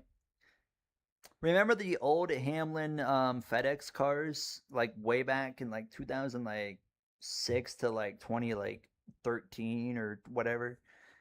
They would always they would have like 4 different variants of FedEx. Like you'd have FedEx Ground or FedEx Office or FedEx Express or just FedEx, and they would have like a green, a blue, an orange, a red.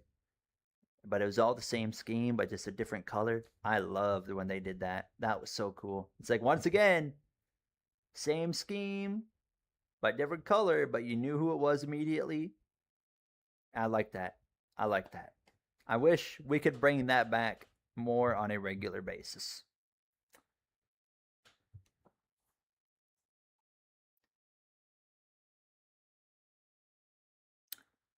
Posters next to Bofa. What is that? Which ones? The one right next to Bofa is a Jeff Gordon 2011 Atlanta win poster, and then the one above is 2014 Jeff Gordon. You can't really see it. What if I flash my flashlight on it? I don't think it'll do much, but yeah, it makes it a little bit brighter, but it doesn't really help. It's Jeff Gordon though, I promise. And then behind him, the big blue one, that's a Fallout poster. And then right above my flashlight here, that's the Trackhouse IMSA car that SVG and Zillish ran. I got that at Daytona when we were watching them. The one beside it, Jeff Gordon again. And then there's the Kyle Larson one as well. Gary the Cat has been abolished. He's outside. Where's the J post? That's a good question, Austin. I didn't think about that. I did not think about getting the J poster on the wall. We could put it right there behind that back panel. Oh, that's a good idea. I have to find it though. I don't know where it is. I know I brought it with me when I moved. I know that for a fact. So I'm gonna have to find it. We won't tell Jay about it, but we're definitely gonna get it. Anyways, that's going to do it for me. I'm going to go and relax. There's a new Chainsmokers EP coming out at 12 a.m. I already heard it because I used a VPN because I couldn't wait any longer, but I am looking forward to that, and I will be listening to that all night. And outside of that, we don't have a Bofa Motor Club poster. We should get a Bofa Motor Club poster, though. That's a good idea as well. Stay tuned. Maybe one day, Mac and Cheese Boy. We should sell Bofa Motor Club posters. I think that would go hard. Matthew, you have a good night. Take care. I should be live tomorrow. There's a chance it won't happen, but it likely will be. And if I'm live tomorrow, we should be doing NASCAR 25 lobbies on Xbox, I would imagine. I don't think Clable is doing any lobbies tomorrow, so it should be Xbox lobbies here tomorrow. And then Saturday, I'm actually going to be streaming on the F1 channel with some F1 25 open lobbies. And then also tomorrow, right here, we're doing a Beam NG video that's going to go out tomorrow at 6 p.m. Eastern Time. I think you guys will really enjoy it. It's a really fun video. It's a NASCAR crash avoidance video on Beam NG. I think it's going to be really fun. And then we'll get back to like normal career mode for Saturday. Right? Tomorrow's Friday? Yes. So Saturday we'll get back to to normal career mode. And on the F1 channel tomorrow, I've got a F1 26 DLC video going out where I may or may not have called out Areva, but that's okay. F1 lobbies, it doesn't matter what platform because F1 is cross-platform, so we don't have to worry about that NASCAR 25, no cross-platform crap. So we'll be good there. You about to watch it? You go watch it. Comment on it, Mac and Cheese Boy. Let me know what you think. Who was it? Who was it commenting on it earlier? Oh, I know their name. Their name's blanking on me. It was because Kalowski left like 10 comments on that video. He was going absolutely insane. But yeah, that's gonna do it for me. You guys take care. Stay safe, stay healthy. I will see you all hopefully tomorrow, same time, 7 p.m. Eastern time. And then, yeah, BeamNG video at 6 p.m. Eastern time. If you watch the F1 channel, there'll be that 26 DLC video at 2 p.m. Eastern time. Then we'll get back to some regular F1 My Career for Saturday, Sunday, likely F1 My Career again. Monday, I'm going to try to get an F1 Manager video out for the 2026 season that we're doing. But anyways, you guys take care. Aaron, PH, Dogs Are Cool, Mac and Cheese Boy, Kevin Harvick fan, Matthew, of course, all of you guys being here throughout the night. Chevy I, Tel Contar, Brony. What's this one name right here? Oh, that 198 car. AJ as well, as usual. All you guys, Sean, Mr. Bad Guy over here dropping the super chats. Thomas dropping a super chat earlier as well. Of course, my name is not Chuck. My man, him as well, being here. I just want to shout out, hold on real quick. Zenith gifted a membership earlier, so thank you to Zenith. Thomas dropped the $9.99. Kaz became a member for 9 months. Austin for 30. Just want to say thank you. And Mr. Bad Guy dropped 3 sets of $2 super chats. So just want to say thank you to you guys as well for doing that. And thank you all for being here, chatting, watching, liking, commenting, whatever you're doing. I get chatting and commenting are the same thing. But anyways, you know what I mean. October King, my man, Kyle Busch fan. Both of you, October King, Kyle Busch fan. I hope we'll see you guys tomorrow. But if not, good luck to Kyle Busch this weekend because he's going to need it. Watkins Glen, not going to be an easy weekend for him. I hope the best for you guys. And we'll see how he does. All right. You guys take care. And I will see you all, hopefully, tomorrow. Goodbye.